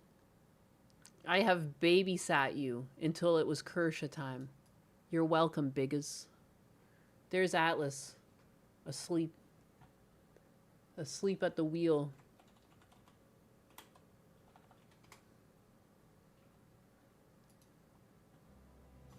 Time Life Records is proud to present a newly remastered collection. Forgotten Legends. Moon niggas flow through outer space with smiles upon their face. They do. Oh, you niggas, you move bigger. The galaxy welcomes you. Bigger. Moon, you's a nigga. That's for you. No rush, Nyanus, and have a good afternoon. Thank you for the stream. You're welcome. Bye-bye. It's been fun. Thanks again for all the support and for hanging out and yapping with me. I'll see you guys around the channel. What if there's a secret stream later on? Who knows? Who knows? Ooh, spooky. Hey, guys, wait. It's Friday, too. I'm going to take Husbanus out somewhere. I'm going to treat him right. Thanks for the fun, Wine Auntie. Thanks for hanging out. I have a blast. I was like, you know, like when Husbanus was like, didn't want to leave yet, I was like, I'm fine. I got you guys to hang out with. Look at this. It's been fun. Look at the dancing.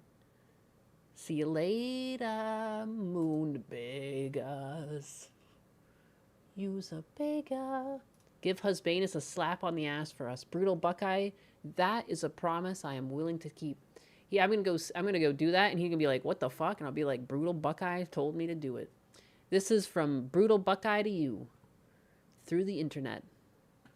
Let me make sure that I check all my backends for anything I potentially missed. Before I go. One time I missed Jericho donate $100 on my PayPal link, and I didn't notice till after the fucking stream. Like a true bigger. Did I close all my... There they are. There's my backends. Bigger. Go on, you biggers. I'm gonna miss you guys. It's been fun yapping. Multiracial Reliant with the 5. I forgot. I was gonna send a wine parcel and I can't find the P.O. box. I need to figure that out. I never got to the bottom of that. Maybe I should call the USPS on that and see what's up. If they can like obfuscate or if it matters or I don't even know. Spider Bro celebrating their 4 months shit on Kick. Thank you. Thank you. I had a hype train in my channel I didn't even know. Dober Buddy cheered 100 bits twice that I completely missed. I'm a bad putty tat. Dober Buddy gave me a whole bunch an hour ago and said, AOC is a spoiled brat. She's a bartender from the South Bronx in New York. Basically, she has no knowledge of the world. Son of a fucking bitch. No. I don't like that. I don't like it. But it doesn't surprise me. Oh, let's go raid Kitsura Nines on Twitch. Let's go. Let's go. Let's do the same. Is she on Kick as well? She is. Let's go. Let's fucking go. Is she on YouTube? I don't think she is. Who we raiding out on YouTube? Who we raiding? Who we raiding? Mama Aqua's live. Let's fucking go! All right, bye, guys. Thanks for hanging out. Talk to you later. Moon bigger.